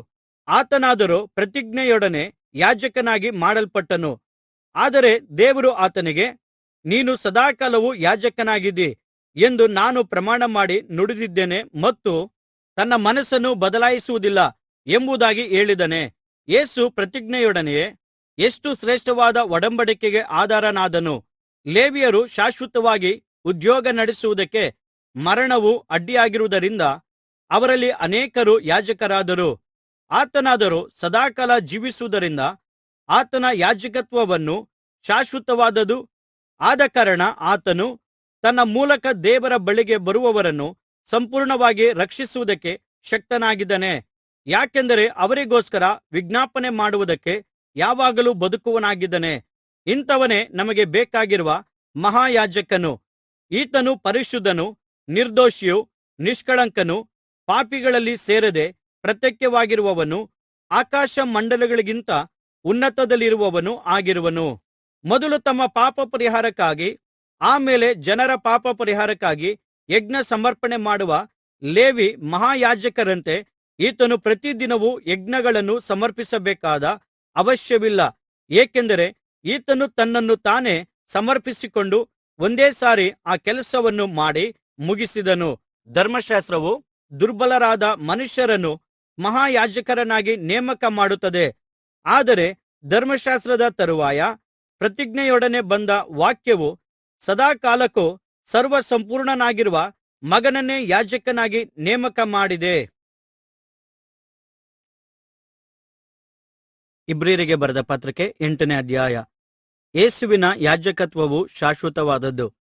ನಾವು ಈಗ ಹೇಳುವ ಸಂಗತಿಗಳಲ್ಲಿ ಮುಖ್ಯವಾದ ಮಾತೇನೆಂದರೆ, ಪರಲೋಕದೊಳಗೆ ಮಹೋನ್ನತನ ಸಿಂಹಾಸನದ ಬಲಗಡೆಯಲ್ಲಿ ಆಸನಾರೂಢನಾದಂಥ ಮಹಾಯಾಜಕನು ನಮಗಿದ್ದಾನೆ. ಆತನು ಪವಿತ್ರ ಸ್ಥಾನದಲ್ಲಿ ಮನುಷ್ಯರಿಂದಲ್ಲ, ಕರ್ತನೇ ಹಾಕಿದ ನಿಜವಾದ ದೇವದರ್ಶನದ ಗುಡಾರದಲ್ಲಿ ಯಾಜಕೋದ್ಯೋಗ ನಡೆಸುವವನಾಗಿದ್ದಾನೆ. ಪ್ರತಿಯೊಬ್ಬ ಮಹಾಯಾಜಕನು ಕಾಣಿಕೆಗಳನ್ನು ಯಜ್ಞಗಳನ್ನು ಸಮರ್ಪಿಸುವುದಕ್ಕೆ ನೇಮಕವಾಗಿರುತ್ತಾನೆ. ಆದ್ದರಿಂದ ಸಮರ್ಪಿಸುವುದಕ್ಕೆ ಈತನಿಗೂ ಸಹ ಏನಾದರೂ ಇರುವುದು ಅಗತ್ಯವಾಗಿದೆ. ಆತನು ಇನ್ನು ಭೂಮಿಯ ಮೇಲೆ ಇದ್ದಿದ್ದರೆ ಯಾಜಕನಾಗುತ್ತಿರಲಿಲ್ಲ. ಯಾಕೆಂದರೆ ಧರ್ಮಶಾಸ್ತ್ರದ ಪ್ರಕಾರ ಕಾಣಿಕೆಗಳನ್ನು ಸಮರ್ಪಿಸುವವರು ಇದ್ದರಲ್ಲ.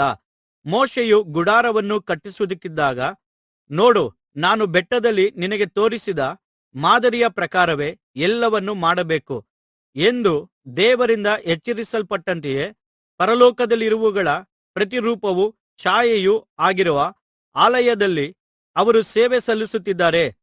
ಆದರೆ ಯೇಸು ಕ್ರಿಸ್ತನು ಅದಕ್ಕಿಂತ ಶ್ರೇಷ್ಠವಾದ ಉತ್ತಮ ಸೇವೆಯನ್ನು ಹೊಂದಿದವನಾಗಿದ್ದಾನೆ. ಯಾಕೆಂದರೆ ಈತನು ಉತ್ತಮ ವಾಗ್ದಾನಗಳ ಮೇಲೆ ಸ್ಥಾಪಿತವಾದ ಉತ್ತಮವಾದ ಒಡಂಬಡಿಕೆಗೆ ಮಧ್ಯಸ್ಥನಾಗಿದ್ದಾನೆ. ಆ ಮೊದಲನೆಯ ಒಡಂಬಡಿಕೆಯು ದೋಷವಿಲ್ಲದಾಗಿದ್ದರೆ ಎರಡನೆಯ ಒಡಂಬಡಿಕೆಯು ಅಗತ್ಯವಿರುತ್ತಿರಲಿಲ್ಲ. ಆದರೆ ದೇವರು ಆ ಜನರಲ್ಲಿ ತಪ್ಪು ಹೊರಿಸಿ ಹೀಗೆಂದನು, ಇಗೋ, ನಾನು ಇಸ್ರಾಯೇಲ್ ವಂಶದವರೊಂದಿಗೂ ಯೆಹೂದ ವಂಶದವರೊಂದಿಗೂ ಹೊಸದಾಗಿರುವ ಒಂದು ಒಡಂಬಡಿಕೆಯನ್ನು ಮಾಡಿಕೊಳ್ಳುವ ದಿನಗಳು ಬರುವವು ಎಂದು ಕರ್ತನು ಹೇಳುತ್ತಾನೆ.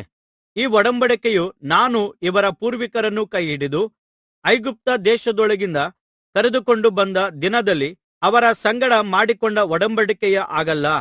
ಏಕೆಂದರೆ ಅವರು ನನ್ನ ಒಡಂಬಡಿಕೆಯಲ್ಲಿ ಸ್ಥಿರವಾಗಿ ನಿಲ್ಲಲಿಲ್ಲವಾದ್ದರಿಂದ ನಾನು ಅವರನ್ನು ಲಕ್ಷಿಸಲಿಲ್ಲ ಎಂದು ಕರ್ತನು ಹೇಳುತ್ತಾನೆ. ಆ ದಿನಗಳ ತರುವಾಯ ನಾನು ಇಸ್ರಾಯೇಲ್ ವಂಶದವರೊಂದಿಗೆ ಮಾಡಿಕೊಳ್ಳುವ ಒಡಂಬಡಿಕೆಯು ಹೀಗಿರುವುದು.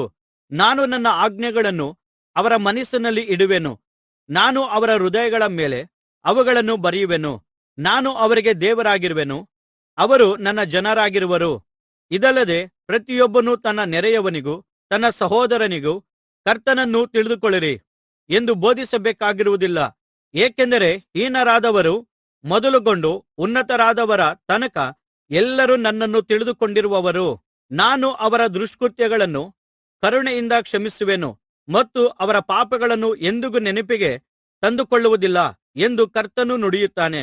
ಆತನು ಹೊಸತು ಎಂದು ಹೇಳಿದರಲ್ಲಿ ಮೊದಲಿದ್ದ ಒಡಂಬಡಿಕೆಯನ್ನು ಹಳೆಯದಾಗಿ ಮಾಡಿದ್ದಾನೆ. ಅದು ಹಳೆಯದಾಗುತ್ತಾ ಅಳಿದು ಹೋಗುವುದಕ್ಕೆ ಸಮೀಪವಾಗಿದೆ. ಇಬ್ರಿಯರಿಗೆ ಬರೆದ ಪತ್ರಿಕೆ 9ನೇ ಅಧ್ಯಾಯ. ಭೂಲೋಕದ ಮತ್ತು ಪರಲೋಕದ ಆಲಯ.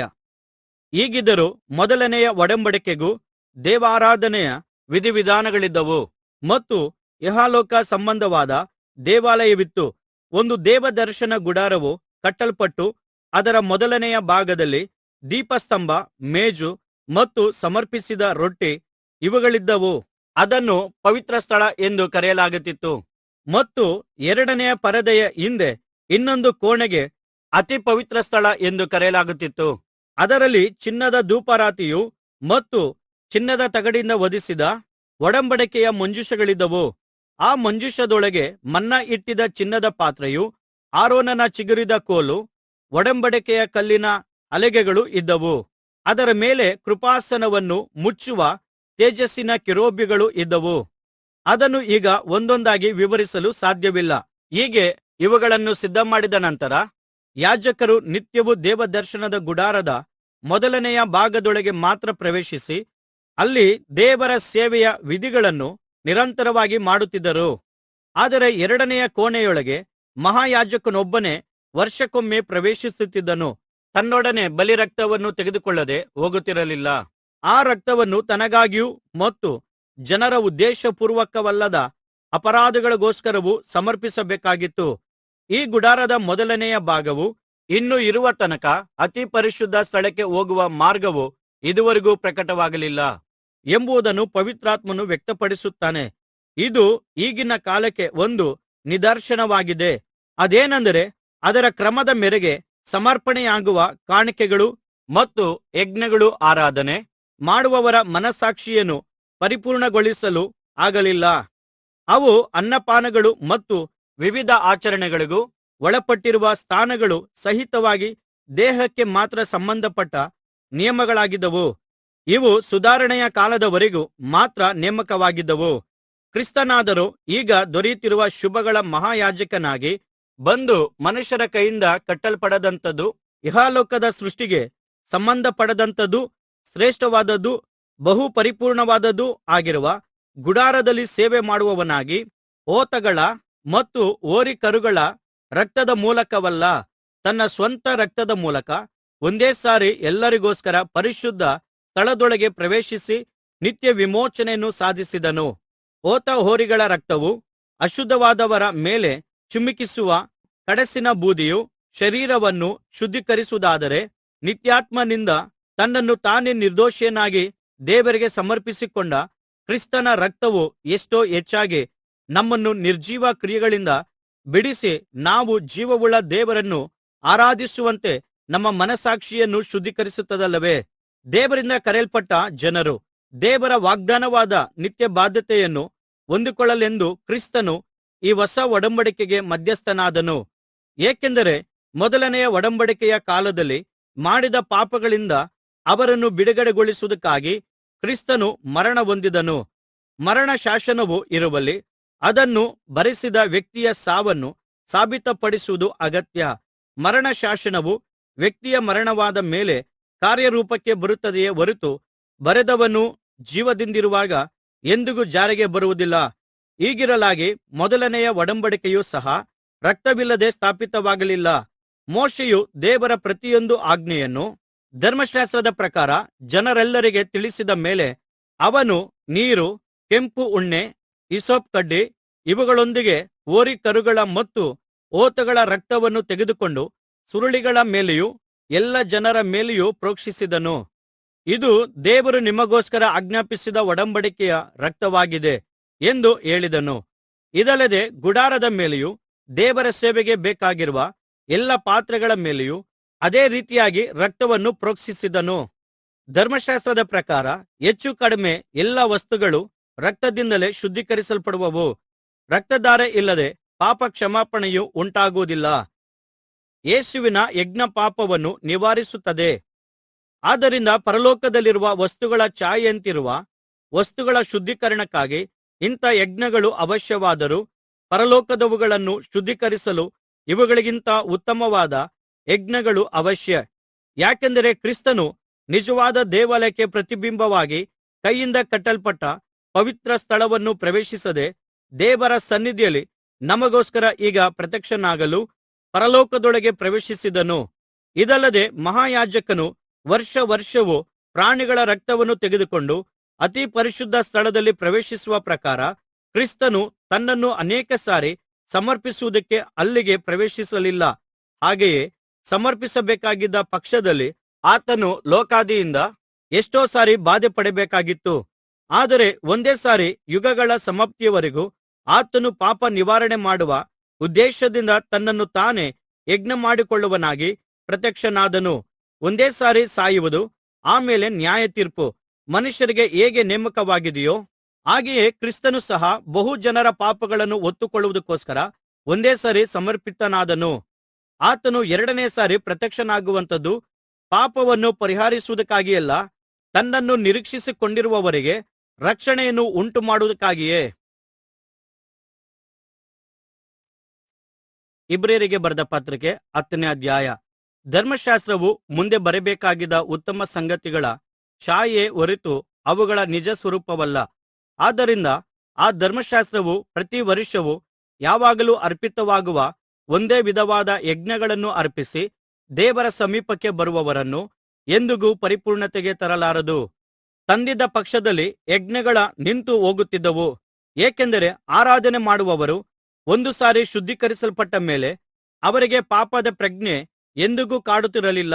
ಈಗಲಾದರೋ ಆ ಯಜ್ಞಗಳಿಂದ ಪ್ರತಿ ವರ್ಷದಲ್ಲಿಯೂ ಪಾಪಗಳ ಜ್ಞಾಪಕವಾಗುವುದುಂಟು. ಯಾಕೆಂದರೆ ಹೋರಿಗಳ ಮತ್ತು ಕುರಿಗಳ ರಕ್ತದಿಂದ ಪಾಪಗಳನ್ನು ಪರಿಹಾರ ಮಾಡುವುದು ಅಸಾಧ್ಯವಾಗಿದೆ. ಆದ್ದರಿಂದ ಕ್ರಿಸ್ತನು ಭೂಲೋಕದೊಳಗೆ ಬರುವಾಗ ದೇವರೇ, ಯಜ್ಞಗಳು ಕಾಣಿಕೆಗಳು ನಿನಗೆ ಇಷ್ಟವಾಗಿರಲಿಲ್ಲ, ಆದರೆ ನನಗೆ ಒಂದು ದೇಹವನ್ನು ಸಿದ್ಧಮಾಡಿಕೊಟ್ಟಿರುವೆ.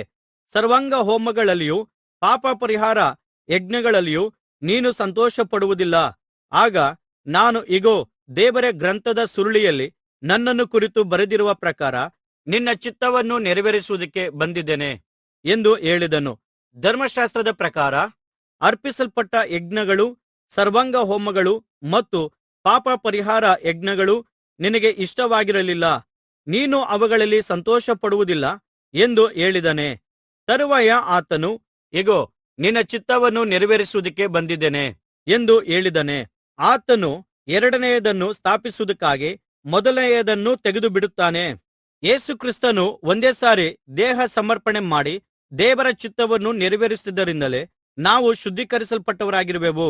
ಇದಲ್ಲದೆ ಪ್ರತಿಯೊಬ್ಬ ಯಾಜಕನು ಪ್ರತಿದಿನ ಸೇವೆ ಮಾಡುತ್ತಾ ಎಂದಿಗೂ ಪಾಪಗಳನ್ನು ತೆಗೆದು ಹಾಕಲಾರದಂಥ ಒಂದೇ ವಿಧವಾದ ಯಜ್ಞಗಳನ್ನು ಪದೇ ಪದೇ ಸಮರ್ಪಿಸುತ್ತಾ ನಿಂತುಕೊಂಡಿರುವವನು. ಆದರೆ ಕ್ರಿಸ್ತನು ಪಾಪಗಳಿಗೋಸ್ಕರ ಸದಾಕಾಲಕ್ಕೂ ಒಂದೇ ಯಜ್ಞವನ್ನು ಸಮರ್ಪಿಸಿದ ಮೇಲೆ ದೇವರ ಬಲಗಡೆಯಲ್ಲಿ ಕುಳಿತುಕೊಂಡನು.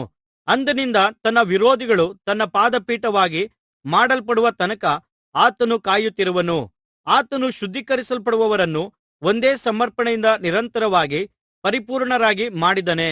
ಪವಿತ್ರಾತ್ಮನು ಸಹ ನಮಗೆ ಸಾಕ್ಷಿ ಕೊಡುವಾತನಾಗಿ, ಆ ದಿನಗಳು ಬಂದ ಮೇಲೆ ನಾನು ಅವರ ಸಂಗಡ ಮಾಡಿಕೊಳ್ಳುವ ಒಡಂಬಡಿಕೆಯು ಹೀಗಿರುವುದು, ನನ್ನ ಆಜ್ಞೆಗಳನ್ನು ಅವರ ಹೃದಯಗಳಲ್ಲಿ ಇಡುವೆನು, ಅವರ ಮನಸ್ಸಿನಲ್ಲಿ ಅವುಗಳನ್ನು ಬರೆಯುವೆನು ಎಂದು ಕರ್ತನು ನುಡಿಯುತ್ತಾನೆ ಎಂಬುದಾಗಿ ಹೇಳಿದ ತರುವಾಯ, ಇನ್ನು ಅವರ ಪಾಪಗಳನ್ನು ಅವರ ದುಷ್ಕೃತ್ಯಗಳನ್ನು ನನ್ನ ನೆನಪಿಗೆ ಎಂದಿಗೂ ತಂದುಕೊಳ್ಳುವುದಿಲ್ಲ ಎಂದು ಹೇಳುತ್ತಾನೆ.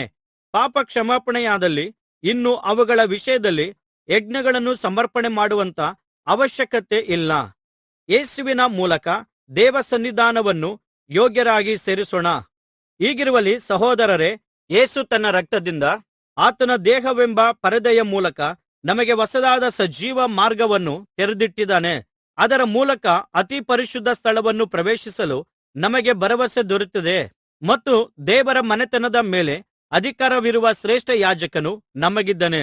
ಆದ ಕಾರಣ ಕೆಟ್ಟ ಮನಸ್ಸಾಕ್ಷಿಯನ್ನು ಪ್ರೋಕ್ಷಿಸಿ ಶುದ್ಧೀಕರಿಸಿಕೊಂಡು ತಿಳಿ ನೀರಿನಿಂದ ತೊಳೆದ ದೇಹದಿಂದಲೂ ಯಥಾರ್ಥ ಹೃದಯದಿಂದಲೂ ನಂಬಿಕೆಯ ಪೂರ್ಣ ನಿಶ್ಚಯದಿಂದಲೂ ದೇವರ ಸಮೀಪಕ್ಕೆ ಬರೋಣ. ನಾವು ನಮ್ಮ ನಿರೀಕ್ಷೆಯನ್ನು ಕುರಿತು ಮಾಡಿದ ಅರಿಕೆಯನ್ನು ನಿಶ್ಚಂಚಲದಿಂದ ಬಿಗಿಯಾಗಿ ಹಿಡಿಯೋಣ. ಯಾಕೆಂದರೆ ವಾಗ್ದಾನ ಮಾಡಿದಾತನು ನಂಬಿಗಸ್ತನು. ನಾವು ಪರಸ್ಪರ ಹಿತಚಿಂತಕರಾಗಿದ್ದು ಪ್ರೀತಿಸುತ್ತಿರಬೇಕೆಂತಲೂ ಸತ್ಕಾರ್ಯ ಮಾಡಬೇಕೆಂತಲೂ ಒಬ್ಬರನ್ನೊಬ್ಬರು ಉರಿದುಂಬಿಸೋಣ. ಸಭೆಯಾಗಿ ಸೇರುವ ರೂಢಿಯನ್ನು ಕೆಲವರು ಬಿಟ್ಟಂತೆ ನಾವು ಬಿಟ್ಟುಬಿಡದೆ, ಆ ದಿನವು ಸಮೀಪಿಸುತ್ತಾ ಬರುತ್ತದೆಂದು ನೀವು ತಿಳಿದುಕೊಂಡಿರುವುದರಿಂದ ಒಬ್ಬರನ್ನೊಬ್ಬರು ಮತ್ತಷ್ಟು ಹೆಚ್ಚಾಗಿಯೇ ಪ್ರೋತ್ಸಾಹಿಸುತ್ತಿರೋಣ. ನಾವು ಸತ್ಯದ ಪರಿಜ್ಞಾನವನ್ನು ಹೊಂದಿದ ಮೇಲೂ ಬೇಕೆಂದು ಪಾಪ ಮಾಡಿದರೆ ಪಾಪ ಪರಿಹಾರಕ್ಕಾಗಿ ಇನ್ಯಾವ ಯಜ್ಞವೂ ಉಳಿದಿರುವುದಿಲ್ಲ. ಬದಲಿಗೆ ಅತ್ಯಂತ ಭಯಂಕರವಾದ ನ್ಯಾಯ ತೀರ್ಪಿನ ನಿರೀಕ್ಷೆ ಹಾಗೂ ದೇವರ ವಿರೋಧಿಗಳನ್ನು ದಹಿಸುವ ಕೋಪಾಗ್ನಿಯು ಮಾತ್ರ ಇರುವವು. ಮೋಶೆಯ ಧರ್ಮಶಾಸ್ತ್ರವನ್ನು ತಿರಸ್ಕಾರ ಮಾಡಿದವನಿಗೆ ಇಬ್ಬರು ಇಲ್ಲವೇ ಮೂವರ ಸಾಕ್ಷ್ಯಾಧಾರದ ಮೇಲೆ ಕರುಣೆ ಇಲ್ಲದೆ ಮರಣದಂಡನೆ ಆಗುತ್ತದಷ್ಟೆ.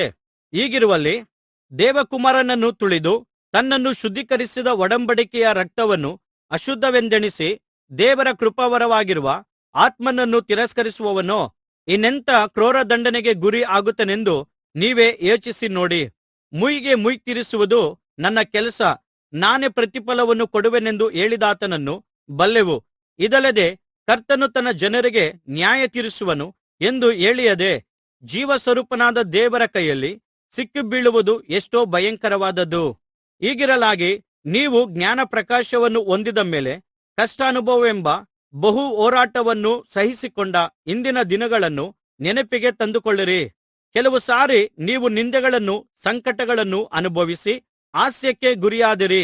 ಕೆಲವು ಸಾರಿ ಅಂಥವುಗಳನ್ನು ಅನುಭವಿಸಿದವರಲ್ಲಿ ಪಾಲುಗಾರರಾಗಿದ್ದು ಕಷ್ಟಾನುಭವಿಗಳಾದಿರಿ. ನೀವು ಸೆರೆಯವರೆಗೆ ಅನುತಾಪ ತೋರಿಸಿ ನಿಮಗೋಸ್ಕರವಾಗಿ ಉತ್ತಮವಾಗಿಯೂ ಸ್ಥಿರವಾಗಿಯೂ ಇರುವ ಆಸ್ತಿ ಉಂಟೆಂದು ಚೆನ್ನಾಗಿ ಅರಿತುಕೊಂಡು ನಿಮ್ಮ ಸೊತ್ತನ್ನು ಸುಲುಕೊಳ್ಳುವವರಿಗೆ ಸಂತೋಷದಿಂದ ಬಿಟ್ಟುಕೊಟ್ಟಿದ್ದೀರಿ. ಆದ್ದರಿಂದ ನಿಮ್ಮ ಧೈರ್ಯವನ್ನು ಬಿಟ್ಟುಬಿಡಬೇಡಿರಿ. ಅದಕ್ಕೆ ಮಹಾಪ್ರತಿಫಲ ಉಂಟು. ನೀವು ದೇವರ ಚಿತ್ತವನ್ನು ನೆರವೇರಿಸಿದ ಮೇಲೆ ವಾಗ್ದಾನವನ್ನು ಹೊಂದಬೇಕಾದರೆ ನಿಮಗೆ ತಾಳ್ಮೆಯು ಅವಶ್ಯವಾಗಿದೆ. ಬರುವಾತನು ಇನ್ನು ಸ್ವಲ್ಪ ಕಾಲದಲ್ಲಿ ಬರುವನು, ತಡಮಾಡುವುದಿಲ್ಲ. ಆದರೆ ನನ್ನವರಾಗಿರುವ ನೀತಿವಂತನು ನಂಬಿಕೆಯಿಂದಲೇ ಬದುಕುವನು. ಅವನು ಅದರಿಂದ ಹಿಂಜರಿದರೆ ಅವನಲ್ಲಿ ನನಗೆ ಮೆಚ್ಚಿಕೆ ಇರುವುದಿಲ್ಲ. ನಾವಾದರೋ ಹಿಂಜರಿದವರಾಗಿ ನಾಶವಾಗುವವರಲ್ಲ, ನಂಬುವವರಾಗಿ ಆತ್ಮರಕ್ಷಣೆಯನ್ನು ಹೊಂದಿದವರಾಗಿದ್ದೇವೆ. ಇಬ್ರಿಯರಿಗೆ ಬರೆದ ಪತ್ರಕ್ಕೆ 11ನೇ ಅಧ್ಯಾಯ. ನಂಬಿಕೆಯ ಮಹತ್ವಕ್ಕೆ ದೃಷ್ಟಾಂತಗಳು. ನಂಬಿಕೆಯು ನಾವು ನಿರೀಕ್ಷಿಸುವಂತಗಳ ಭರವಸೆಯೂ ಇನ್ನು ಕಣ್ಣಿಗೆ ಕಾಣದವುಗಳ ಮೇಲಿನ ನಿಶ್ಚಯವೂ ಆಗಿದೆ. ನಮ್ಮ ಹಿರಿಯರು ತಮ್ಮ ನಂಬಿಕೆಯಿಂದಲೇ ದೈವಸಮ್ಮತಿಯನ್ನು ಪಡೆದರು. ವಿಶ್ವವು ದೇವರ ಮಾತಿನಿಂದಲೇ ನಿರ್ಮಿತವಾಯಿತೆಂದು ನಾವು ನಂಬಿಕೆಯಿಂದಲೇ ತಿಳಿದುಕೊಂಡಿದ್ದೇವೆ. ಈ ಕಾರಣದಿಂದ ಕಾಣಿಸುವ ಈ ಜಗತ್ತು ದೃಶ್ಯ ವಸ್ತುಗಳಿಂದ ಉಂಟಾಗಲಿಲ್ಲವೆಂದು ಗ್ರಹಿಸುತ್ತೇವೆ. ನಂಬಿಕೆಯಿಂದಲೇ ಹೇಬೇಲನು ಕಾಯನನ ಯಜ್ಞಕ್ಕಿಂತ ಶ್ರೇಷ್ಠ ಯಜ್ಞವನ್ನು ದೇವರಿಗೆ ಸಮರ್ಪಿಸಿದನು. ಇದರ ಮೂಲಕ ಅವನು ನೀತಿವಂತನೆಂದು ಸಾಕ್ಷಿ ಹೊಂದಿದನು. ದೇವರು ಅವನ ಕಾಣಿಕೆಗಳನ್ನು ಕುರಿತು ಪ್ರಶಂಸಿಸಿದನು. ಅವನು ಸತ್ತು ಹೋಗಿದ್ದರೂ ಅವನ ನಂಬಿಕೆಯ ಮೂಲಕ ಇನ್ನು ಮಾತನಾಡುವವನಾಗಿದ್ದಾನೆ. ನಂಬಿಕೆಯಿಂದಲೇ ಹನೋಕನು ಮರಣವನ್ನು ಅನುಭವಿಸದೆ ಒಯ್ಯಲ್ಪಟ್ಟನು. ದೇವರು ಅವನನ್ನು ತೆಗೆದುಕೊಂಡು ಹೋದುದರಿಂದ ಅವನು ಯಾರಿಗೂ ಕಾಣಿಸಲಿಲ್ಲ. ಅವನು ಒಯ್ಯಲ್ಪಡುವುದಕ್ಕಿಂತ ಮೊದಲು ದೇವರು ಮೆಚ್ಚಿಸುವವನಾಗಿದ್ದನೆಂದು ಸಾಕ್ಷಿ ಹೊಂದಿದನು. ಆದರೆ ನಂಬಿಕೆಯಿಲ್ಲದೆ ದೇವರನ್ನು ಮೆಚ್ಚಿಸುವುದು ಅಸಾಧ್ಯ. ಏಕೆಂದರೆ ದೇವರ ಬಳಿಗೆ ಬರುವವನು ದೇವರು ಇದ್ದಾನೆ ಮತ್ತು ತನ್ನನ್ನು ಹುಡುಕುವವರಿಗೆ ಪ್ರತಿಫಲವನ್ನು ಕೊಡುತ್ತಾನೆ ಎಂದು ನಂಬಬೇಕು. ನಂಬಿಕೆಯಿಂದಲೇ ನೋಹನು ಇನ್ನು ಕಾಣದಿದ್ದವುಗಳ ವಿಷಯವಾಗಿ ದೇವರಿಂದ ದೈವೋಕ್ತಿಯನ್ನು ಹೊಂದಿ ಭಯಭಕ್ತಿಯುಳ್ಳವನಾಗಿ ತನ್ನ ಮನೆಯವರ ಸಂರಕ್ಷಣೆಗೋಸ್ಕರ ನಾವೆಯನ್ನು ಕಟ್ಟಿ ಸಿದ್ಧಮಾಡಿದನು. ನಂಬಿಕೆಯಿಂದಲೇ ಅವನು ಲೋಕದವರು ದಂಡನೆಗೆ ಪಾತ್ರರೆಂದು ನಿರ್ಣಯಿಸಿಕೊಂಡನು. ಆದುದರಿಂದ ನಂಬಿಕೆಯ ಫಲವಾದ ನೀತಿಗೆ ಬಾಧ್ಯನಾದನು. ನಂಬಿಕೆಯಿಂದಲೇ ಅಬ್ರಹಾಮನು ಕರೆಯಲ್ಪಟ್ಟಾಗ ವಿಧೇಯನಾಗಿ ತಾನು ಬಾಧ್ಯವಾಗಿ ಹೊಂದಬೇಕಾಗಿದ್ದ ಸ್ಥಳಕ್ಕೆ ಹೊರಟು ಹೋದನು. ತಾನು ಹೋಗುವುದನ್ನು ಎಲ್ಲಿಗೆ ಎಂದು ತಿಳಿಯದೆ ಹೊರಟನು. ನಂಬಿಕೆಯಿಂದಲೇ ಅವನು ವಾಗ್ದಾನದ ದೇಶಕ್ಕೆ ಬಂದಾಗ ಅಲ್ಲಿ ಅನ್ಯದೇಶದವನಂತೆ ಗುಡಾರಗಳಲ್ಲಿ ಇದ್ದುಕೊಂಡು ಪ್ರವಾಸಿಯಾಗಿ ಬದುಕಿದನು. ಅದೇ ವಾಗ್ದಾನಕ್ಕೆ ಸಹಬಾಧ್ಯರಾಗಿದ್ದ ಇಸಾಕನೂ ಯಾಕೋಬನೂ ಅವನಂತೆಯೇ ಗುಡಾರಗಳಲ್ಲಿ ವಾಸಿಸಿದ್ದರು. ಯಾಕೆಂದರೆ ಅವನು ಶಾಶ್ವತವಾದ ಅಸ್ತಿವಾರಗಳುಳ್ಳ ಪಟ್ಟಣವನ್ನು, ಅಂದರೆ ದೇವರು ಸಂಕಲ್ಪಿಸಿದ ನಿರ್ಮಿಸಿದ ಪಟ್ಟಣಗಳನ್ನು ಎದುರು ನೋಡುತ್ತಿದ್ದನು.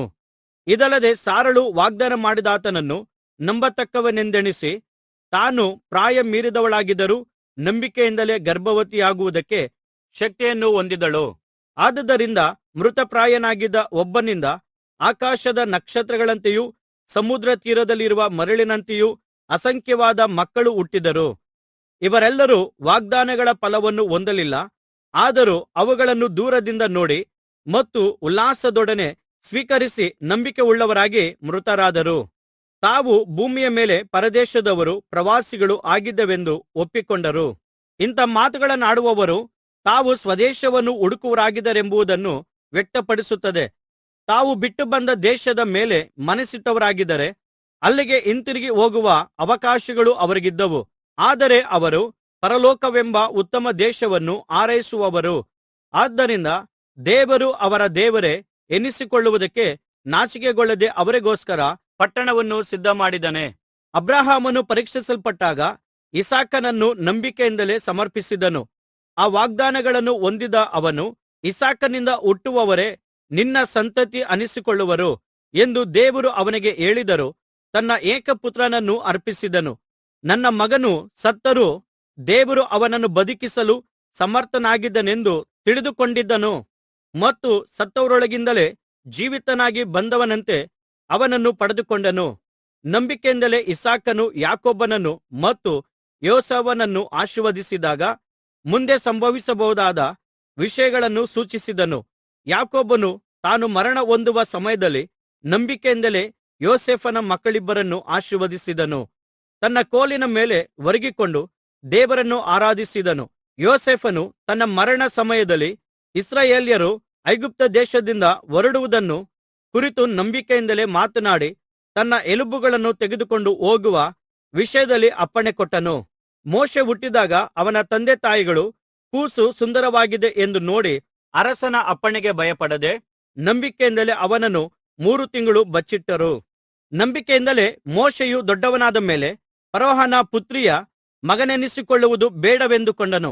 ಸ್ವಲ್ಪ ಕಾಲದಲ್ಲಿ ಗತಿಸಿ ಹೋಗುವ ಪಾಪಭೋಗಗಳನ್ನು ಅನುಭವಿಸುವುದಕ್ಕಿಂತ ದೇವಜನರೊಂದಿಗೆ ಕಷ್ಟವನ್ನು ಅನುಭವಿಸುವುದೇ ಮೇಲೆಂದು ತೀರ್ಮಾನಿಸಿಕೊಂಡನು. ಐಗುಪ್ತ ದೇಶದ ಸರ್ವ ಐಶ್ವರ್ಯಕ್ಕಿಂತಲೂ ಕ್ರಿಸ್ತನ ನಿಮಿತ್ತವಾಗಿ ಉಂಟಾಗುವ ನಿಂದೆಯೇ ಶ್ರೇಷ್ಠ ಭಾಗ್ಯವೆಂದೆಣಿಸಿಕೊಂಡನು. ಏಕೆಂದರೆ ಮುಂಬರುವ ಪ್ರತಿಫಲದ ಮೇಲೆ ಕಣ್ಣಿಟ್ಟಿದ್ದನು. ನಂಬಿಕೆಯಿಂದಲೇ ಅವನು ಅರಸನ ರೌದ್ರಕ್ಕೆ ಭಯಪಡದೆ ಐಗುಪ್ತ ದೇಶವನ್ನು ಬಿಟ್ಟು ಹೋದನು. ಏಕೆಂದರೆ ಅವನು ಅದೃಶ್ಯನಾಗಿರುವಾತನನ್ನು ದೃಷ್ಟಿಸುವವನಂತೆ ದೃಢಚಿತ್ತನಾಗಿದ್ದನು. ಚೊಚ್ಚಲ ಮಕ್ಕಳನ್ನು ಸಂಹರಿಸುವವನು ಇಸ್ರಾಯೇಲ್ಯರ ಚೊಚ್ಚಲ ಮಕ್ಕಳನ್ನು ಮುಟ್ಟದಂತೆ ನಂಬಿಕೆಯಿಂದಲೇ ಅವನು ಪಸ್ಕವನ್ನೂ ರಕ್ತ ಪ್ರೋಕ್ಷಣಾಚಾರವನ್ನೂ ಆಚರಿಸಿದನು. ಇಸ್ರಾಯೇಲ್ಯರು ನಂಬಿಕೆಯಿಂದಲೇ ಕೆಂಪು ಸಮುದ್ರವನ್ನು ಒಣಭೂಮಿಯನ್ನು ದಾಟುವಂತೆ ದಾಟಿದರು. ಐಗುಪ್ತ ದೇಶದವರು ಅದನ್ನು ದಾಟುವುದಕ್ಕೆ ಪ್ರಯತ್ನಿಸಿದಾಗ ಮುಳುಗಿ ಹೋದರು. ನಂಬಿಕೆಯಿಂದಲೇ ಅವರು 7 ದಿನಗಳ ತನಕ ಯೆರಿಕೋ ಪಟ್ಟಣದ ಗೋಡೆಗಳನ್ನು ಸುತ್ತಿದ ಮೇಲೆ ಅವು ಬಿದ್ದವು. ನಂಬಿಕೆಯಿಂದಲೇ ರಾಹಾಬಳೆಂಬ ಸೂಳೆಯು ಗೂಢಚಾರರನ್ನು ಸಮಾಧಾನವಾಗಿ ಸೇರಿಸಿಕೊಂಡು ಅವಿಧೇಯರೊಂದಿಗೆ ನಾಶವಾಗದೆ ಉಳಿದಳು. ಇನ್ನು ಏನು ಹೇಳಬೇಕು? ಗಿದ್ಯೋನ್, ಬಾರಾಕ್, ಸಂಸೋನ್, ಯೆಪ್ತಹ, ದಾವೀದ, ಸಾಮುವೇಲ ಮತ್ತು ಪ್ರವಾದಿಗಳ ವಿಷಯವಾಗಿ ಹೇಳಬೇಕಾದರೆ ನನಗೆ ಸಮಯ ಸಾಲದು. ನಂಬಿಕೆಯ ಮೂಲಕ ಅವರು ರಾಜ್ಯಗಳನ್ನು ಸ್ವಾಧೀನ ಮಾಡಿಕೊಂಡರು, ನೀತಿಯನ್ನು ಸ್ಥಾಪಿಸಿದರು, ವಾಗ್ದಾನಗಳನ್ನು ಪಡೆದುಕೊಂಡರು, ಸಿಂಹಗಳ ಬಾಯಿ ಕಟ್ಟಿದರು, ಬೆಂಕಿಯ ಶಕ್ತಿಯನ್ನು ನಂದಿಸಿದರು, ಕತ್ತಿಯ ಬಾಯಿಂದ ತಪ್ಪಿಸಿಕೊಂಡರು, ದುರ್ಬಲರಾಗಿದ್ದು ಬಲಿಷ್ಠರಾದರು, ಯುದ್ಧದಲ್ಲಿ ಪರಾಕ್ರಮಶಾಲಿಗಳಾದರು, ಪರದೇಶದವರ ಸೈನ್ಯಗಳನ್ನು ಓಡಿಸಿಬಿಟ್ಟರು. ಸ್ತ್ರೀಯರು ಸತ್ತುಹೋಗಿದ್ದ ತಮ್ಮವರನ್ನು ಜೀವದಿಂದ ತಿರುಗಿ ಪಡೆದುಕೊಂಡರು. ಕೆಲವರು ತಾವು ಯಾತನೆ ಹೊಂದುತ್ತಿರುವಾಗ ಶ್ರೇಷ್ಠ ಪುನರುತ್ಥಾನವನ್ನು ಹೊಂದುವುದಕ್ಕೋಸ್ಕರ ಬಿಡುಗಡೆಯನ್ನು ತಿರಸ್ಕರಿಸಿದರು. ಬೇರೆ ಕೆಲವರು ಅಪಹಾಸ್ಯ, ಕೊರಡೆಯ ಪೆಟ್ಟು, ಬೇಡಿ, ಸೆರೆಮನೆ ವಾಸಗಳನ್ನು ಅನುಭವಿಸಿದರು. ಕೆಲವರನ್ನು ಜನರು ಕಲ್ಲೆಸೆದು ಕೊಂದರು. ಕೆಲವರನ್ನು ಗರಗಸದಿಂದ 2 ಭಾಗವಾಗಿ ಕೊಯ್ದು ಕೊಂದರು. ಕೆಲವರನ್ನು ಕತ್ತಿಯಿಂದ ಕೊಂದರು. ಕೆಲವರು ಕೊರತೆ, ಹಿಂಸೆ, ಬಾಧೆ ಇವುಗಳನ್ನು ಅನುಭವಿಸುವವರಾಗಿದ್ದು ಕುರಿಮೇಕೆಗಳ ಚರ್ಮಗಳನ್ನು ಉಟ್ಟುಕೊಂಡವರಾಗಿ ಅಲೆದಾಡಿದರು. ಇಂಥವರಿಗೆ ಈ ಲೋಕವು ಯೋಗ್ಯ ಸ್ಥಳವಾಗಿರಲಿಲ್ಲ. ಅವರು ತಮ್ಮ ದೇಶದ ಮರುಭೂಮಿ, ಬೆಟ್ಟ, ಗವಿ, ಕುಣಿಗಳಲ್ಲಿ ಅಲೆಯುವವರಾಗಿದ್ದರು. ಇವರೆಲ್ಲರೂ ತಮ್ಮ ನಂಬಿಕೆಯ ಮೂಲಕ ಒಳ್ಳೆ ಸಾಕ್ಷಿಯನ್ನು ಹೊಂದಿದವರಾಗಿದ್ದರೂ ವಾಗ್ದಾನದ ಫಲವನ್ನು ಹೊಂದಲಿಲ್ಲ. ದೇವರು ನಮಗೋಸ್ಕರ ಶ್ರೇಷ್ಠವಾದ ಭಾಗ್ಯವನ್ನು ಏರ್ಪಡಿಸಿ ನಾವಿಲ್ಲದೆ ಅವರು ಪರಿಪೂರ್ಣರಾಗಬಾರದೆಂದು ಸಂಕಲ್ಪಿಸಿದನು. ಇಬ್ರಿಯರಿಗೆ ಬರೆದ ಪತ್ರಿಕೆ 12ನೇ ಅಧ್ಯಾಯ.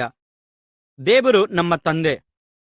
ಆದಕಾರಣ ಇಷ್ಟು ಸಾಕ್ಷಿಗಳ ದೊಡ್ಡ ಗುಂಪು ಮೇಘದಂತೆ ನಮ್ಮ ಸುತ್ತಲೂ ಇರುವುದರಿಂದ ನಮಗೆ ಅಭ್ಯಂತರಪಡಿಸುವ ಎಲ್ಲ ಭಾರವನ್ನು ಸುಲಭವಾಗಿ ಮುತ್ತಿಕೊಳ್ಳುವ ಪಾಪವನ್ನು ಸಹ ನಾವು ತೆಗೆದಿಟ್ಟು ನಂಬಿಕೆಯನ್ನು ಹುಟ್ಟಿಸುವಾತನೂ ಅದನ್ನು ಪರಿಪೂರ್ಣಗೊಳಿಸುವಾತನೂ ಆಗಿರುವ ಯೇಸುವಿನ ಮೇಲೆ ದೃಷ್ಟಿಯಿಟ್ಟು ನಮಗೆ ನೇಮಕವಾದ ಓಟವನ್ನು ಸಹನೆಯಿಂದ ಓಡೋಣ. ಆತನು ತನ್ನ ಮುಂದೆ ಇಟ್ಟಿದ್ದ ಸಂತೋಷಕ್ಕೋಸ್ಕರ ಅಪಮಾನವನ್ನು ಅಲಕ್ಷ್ಯ ಮಾಡಿ ಶಿಲುಬೆಯ ಮರಣವನ್ನು ಸಹಿಸಿಕೊಂಡು ದೇವರ ಸಿಂಹಾಸನದ ಬಲಗಡೆಯಲ್ಲಿ ಆಸೀನನಾಗಿದ್ದಾನೆ. ನೀವು ಮನಗುಂದಿದವರಾಗಿ ಬೇಸರಗೊಳ್ಳದಂತೆ ಯೇಸುವನ್ನು ಕುರಿತು ಯೋಚಿಸಿರಿ. ಆತನು ಪಾಪಿಗಳಿಂದ ಎಷ್ಟೋ ವಿರೋಧವನ್ನು ಸಹಿಸಿಕೊಂಡನು. ನೀವು ಪಾಪಕ್ಕೆ ವಿರೋಧವಾಗಿ ಹೋರಾಡುವುದರಲ್ಲಿ ರಕ್ತವನ್ನು ಸುರಿಸುವಷ್ಟು ಹೋರಾಡಲಿಲ್ಲವಲ್ಲ. ಮಕ್ಕಳಿಗೆ ಹೇಳುವಂತೆ ನಿಮಗೆ ಹೇಳಿದ ಎಚ್ಚರಿಕೆಯ ಮಾತುಗಳನ್ನು ಮರೆತುಬಿಟ್ಟಿದ್ದೀರೋ? ಅದೇನೆಂದರೆ, ನನ್ನ ಮಗನೇ, ಕರ್ತನ ಶಿಕ್ಷೆಯನ್ನು ಕಡೆಗಣಿಸಬೇಡ. ಆತನು ನಿನ್ನನ್ನು ಗದರಿಸುವಾಗ ಬೇಸರಗೊಳ್ಳಬೇಡ. ಏಕೆಂದರೆ ಕರ್ತನು ಯಾರನ್ನು ಪ್ರೀತಿಸುತ್ತಾನೋ ಅವರನ್ನು ಶಿಕ್ಷಿಸುತ್ತಾನೆ, ತಾನು ಮಗನಂತೆ ಸ್ವೀಕರಿಸುವ ಪ್ರತಿಯೊಬ್ಬನನ್ನು ದಂಡಿಸುತ್ತಾನೆ ಎಂಬುದಾಗಿದೆ. ನಿಮ್ಮ ಶಿಸ್ತಿಗಾಗಿಯೇ ನಿಮಗೆ ಶಿಕ್ಷೆಯಾಗುತ್ತದೆಂದು ಅದನ್ನು ಸಹಿಸಿಕೊಳ್ಳಿರಿ. ದೇವರು ನಿಮ್ಮನ್ನು ಮಕ್ಕಳೆಂದು ನೆನೆಸುತ್ತಾನೆ. ಯಾಕೆಂದರೆ ತಂದೆಯಿಂದ ಶಿಕ್ಷೆ ಹೊಂದದ ಮಗನೆಲ್ಲಿದ್ದಾನೆ? ಎಲ್ಲರೂ ಪಾಲುಗಾರರಾಗಬೇಕಾದ ಶಿಕ್ಷೆಯು ನಿಮಗುಂಟಾಗದಿದ್ದರೆ ನೀವು ಆಧಾರದಿಂದ ಹುಟ್ಟಿದವರೇ ಹೊರತು ಆತನ ಮಕ್ಕಳಲ್ಲ. ಇದು ಮಾತ್ರವಲ್ಲದೆ ನಮ್ಮನ್ನು ಶಿಕ್ಷಿಸಿದ ಲೌಕಿಕ ತಂದೆಗಳನ್ನು ನಾವು ಸನ್ಮಾನಿಸುತ್ತೇವಲ್ಲ. ನಮ್ಮ ಆತ್ಮಗಳಿಗೆ ತಂದೆಯಾಗಿರುವ ಆತನಿಗೆ ನಾವು ಇನ್ನೂ ಹೆಚ್ಚಾಗಿ ಅಧೀನರಾಗಿ ಜೀವಿಸಬೇಕಲ್ಲವೇ? ನಮ್ಮ ಲೌಕಿಕ ತಂದೆಗಳು ಮನಸ್ಸಿಗೆ ಸರಿಹೋದಂತೆ ಕೆಲವು ಕಾಲ ಮಾತ್ರ ನಮ್ಮನ್ನು ಶಿಕ್ಷಿಸಿದರು. ಆದರೆ ದೇವರು ತನ್ನ ಪರಿಶುದ್ಧತೆಯಲ್ಲಿ ನಾವು ಪಾಲುಗಾರರಾಗಬೇಕೆಂದು ನಮ್ಮನ್ನು ಹಿತಕ್ಕಾಗಿಯೇ ಶಿಕ್ಷಿಸುತ್ತಾನೆ. ಯಾವ ಶಿಕ್ಷೆಯಾದರೂ ತತ್ಕಾಲಕ್ಕೆ ಸಂತೋಷಕರವಾಗಿ ತೋರದೆ ದುಃಖಕರವಾಗಿ ತೋರುತ್ತದೆ. ಆದರೆ ಶಿಸ್ತಿನ ಅಭ್ಯಾಸವನ್ನು ಹೊಂದಿದವರು ಮುಂದೆ ಸಮಾಧಾನವುಳ್ಳ ನೀತಿಯ ಫಲವನ್ನು ಪಡೆಯುತ್ತಾರೆ. ಆದುದರಿಂದ ಜೋಲುಬಿದ್ದ ಕೈಗಳನ್ನು ಮತ್ತು ನಡುಗುವ ಮೊಣಕಾಲುಗಳನ್ನು ಬಲಪಡಿಸಿರಿ. ನಿಮ್ಮ ಪಾದಗಳಿಗೆ ನೇರವಾದ ದಾರಿಯನ್ನು ಮಾಡಿಕೊಳ್ಳಿರಿ. ಹೀಗೆ ಮಾಡಿದರೆ ಕುಂಟುವ ಕಾಲು ಉಳುಕಿ ಹೋಗದೆ ವಾಸಿಯಾಗುವುದು. ದೇವರ ಕೃಪೆಯನ್ನು ತಿರಸ್ಕರಿಸುವುದರ ಬಗ್ಗೆ ಎಚ್ಚರಿಕೆ. ಎಲ್ಲರೊಂದಿಗೆ ಸಮಾಧಾನದಿಂದ ಜೀವಿಸಲು ಮತ್ತು ಪರಿಶುದ್ಧರಾಗಿರಲು ಪ್ರಯತ್ನ ಮಾಡಿರಿ. ಪರಿಶುದ್ಧತೆ ಇಲ್ಲದೆ ಯಾವನೂ ಕರ್ತನನ್ನು ಕಾಣುವುದಿಲ್ಲ. ನಿಮ್ಮಲ್ಲಿ ಯಾವನು ದೇವರ ಕೃಪೆಯಿಂದ ತಪ್ಪಿ ಹಿಂಜರಿ ಹೋಗದಂತೆಯೂ ಯಾವ ಕಹಿಯಾದ ಬೇರು ನಿಮ್ಮಲ್ಲಿ ಚಿಗುರು ಅಸಮಾಧಾನವನ್ನು ಹುಟ್ಟಿಸಿ ಅನೇಕರನ್ನು ಮಲಿನಪಡಿಸದಂತೆ ನೋಡಿಕೊಳ್ಳಿರಿ. ಯಾವ ಜಾರನಾಗಲಿ ಏಸಾವನಂಥ ಪ್ರಾಪಂಚಿಕನಾಗಲಿ ನಿಮ್ಮಲ್ಲಿ ಇರದಂತೆ ಜಾಗ್ರತೆ ವಹಿಸಿಕೊಳ್ಳಿರಿ. ಆ ಏಸಾವನು ಒಂದೇ ಒಂದು ಊಟಕ್ಕೋಸ್ಕರ ತನ್ನ ಚೊಚ್ಚಲತನದ ಹಕ್ಕನ್ನು ಮಾರಿಬಿಟ್ಟನು. ಆ ನಂತರದಲ್ಲಿ ತನ್ನ ತಂದೆಯ ಆಶೀರ್ವಾದವನ್ನು ಬಾಧ್ಯವಾಗಿ ಹೊಂದಬೇಕೆಂದು ಕಣ್ಣೀರು ಸುರಿಸುತ್ತಾ ಬೇಡಿಕೊಂಡರೂ ಪಶ್ಚಾತ್ತಾಪಕ್ಕೆ ಮಾರ್ಗವಿಲ್ಲದೆ ನಿರಾಕರಿಸಲ್ಪಟ್ಟನೆಂದು ನೀವು ಬಲ್ಲವರಾಗಿದ್ದೀರಿ. ನೀವು ಮುಟ್ಟಬಹುದಾದ ಮತ್ತು ಬೆಂಕಿ ಹೊತ್ತಿದ್ದಂಥ ಬೆಟ್ಟಕ್ಕೂ ಕಾರ್ಮೋಡ, ಕಗ್ಗತ್ತಲೆ, ಬಿರುಗಾಳಿ, ತುತ್ತೂರಿಯ ಶಬ್ದ, ಮಾತುಗಳ ಧ್ವನಿ ಎಂಬುವುಗಳ ಬಳಿಗಲ್ಲ ನೀವು ಬಂದಿರುವುದು. ಆ ಧ್ವನಿಯನ್ನು ಕೇಳಿದವರು ಇನ್ನೆಂದಿಗೂ ಆ ಧ್ವನಿ ತಮ್ಮೊಂದಿಗೆ ಮಾತನಾಡುವುದೇ ಬೇಡವೆಂದು ಕೇಳಿಕೊಂಡರು. ಏಕೆಂದರೆ ಒಂದು ಮೃಗವಾದರೂ ಬೆಟ್ಟವನ್ನು ಮುಟ್ಟಿದರೆ ಅದನ್ನು ಕಲ್ಲೆಸೆದು ಕೊಲ್ಲಬೇಕೆಂಬ ವಿಧಿಯನ್ನು ಅವರಿಂದ ತಾಳಲಾಗಲಿಲ್ಲ. ಇದಲ್ಲದೆ ಆ ದೃಶ್ಯವು ಅತಿ ಭಯಾನಕರವಾದುದರಿಂದ ಮೋಶೆಯು ನಾನು ಹೆದರಿ ನಡುಗುತ್ತಿದ್ದೇನೆ ಎಂದು ಹೇಳಿದನು. ಆದರೆ ನೀವು ಚೀಯೋನ್ ಪರ್ವತಕ್ಕೂ ಜೀವಸ್ವರೂಪನಾದ ದೇವರ ಪಟ್ಟಣವಾಗಿರುವ ಪರಲೋಕದ ಯೆರೂಸಲೇಮಿಗೂ ಉತ್ಸವ ಸಂಘದಲ್ಲಿ ಕೂಡಿರುವ ಕೋಟ್ಯಾನುಕೋಟಿ ದೇವದೂತರ ಬಳಿಗೂ ಪರಲೋಕದಲ್ಲಿ ಹೆಸರು ಬರೆಸಿಕೊಂಡಿರುವ ಚೊಚ್ಚಲ ಮಕ್ಕಳ ಸಭೆಗೂ ಎಲ್ಲರಿಗೂ ನ್ಯಾಯಾಧಿಪತಿಯಾಗಿರುವ ದೇವರ ಬಳಿಗೂ ಪರಿಪೂರ್ಣರಾಗಿರುವ ನೀತಿವಂತರ ಆತ್ಮಗಳ ಬಳಿಗೂ ಹೊಸ ಒಡಂಬಡಿಕೆಗೆ ಮಧ್ಯಸ್ಥನಾಗಿರುವ ಯೇಸುವಿನ ಬಳಿಗೂ ಹೇಬೇಲನ ರಕ್ತಕ್ಕಿಂತ ಉತ್ತಮವಾಗಿ ಮಾತನಾಡುವ ಪ್ರೋಕ್ಷಣ ರಕ್ತದ ಬಳಿಗೂ ಬಂದಿದ್ದೀರಿ. ಮಾತನಾಡುತ್ತಿರುವಾತನು ನೀವು ಅಸಡ್ಡೆ ಮಾಡದಂತೆ ನೋಡಿಕೊಳ್ಳಿರಿ. ಏಕೆಂದರೆ ಭೂಮಿಯ ಮೇಲೆ ದೈವೋಕ್ತಿಗಳನ್ನಾಡಿದವನನ್ನು ಅಸಡ್ಡೆ ಮಾಡಿದವರು ದಂಡನೆಗೆ ತಪ್ಪಿಸಿಕೊಳ್ಳಲಾಗದಿದ್ದರೆ ಪರಲೋಕದಿಂದ ಮಾತನಾಡುವಾತನನ್ನು ಬಿಟ್ಟು ದೂರವಾಗಿ ನಾವು ಹೋದರೆ ದಂಡನೆಯಿಂದ ಹೇಗೆ ತಪ್ಪಿಸಿಕೊಂಡೆವು?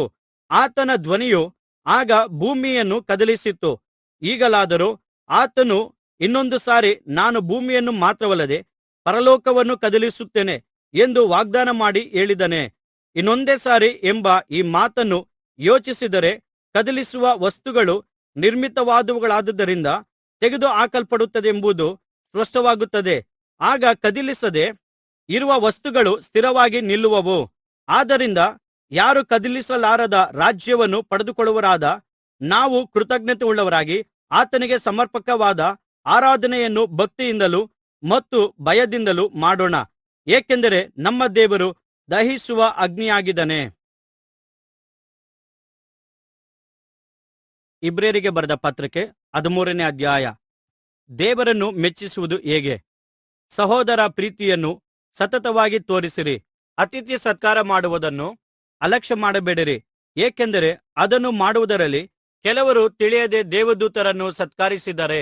ಸೆರೆಯವರ ಸಂಗಡ ನೀವು ಜೊತೆ ಸೆರೆಯವರೆಂದು ತಿಳಿದು ಅವರಿಗುಂಟಾದ ಶಾರೀರಿಕ ಕಷ್ಟಾನುಭವವು ನಿಮಗೂ ಸಂಭವಿಸಿತೆಂದು ಭಾವಿಸಿಕೊಂಡು ಅವರನ್ನು ಜ್ಞಾಪಕ ಮಾಡಿಕೊಳ್ಳಿರಿ.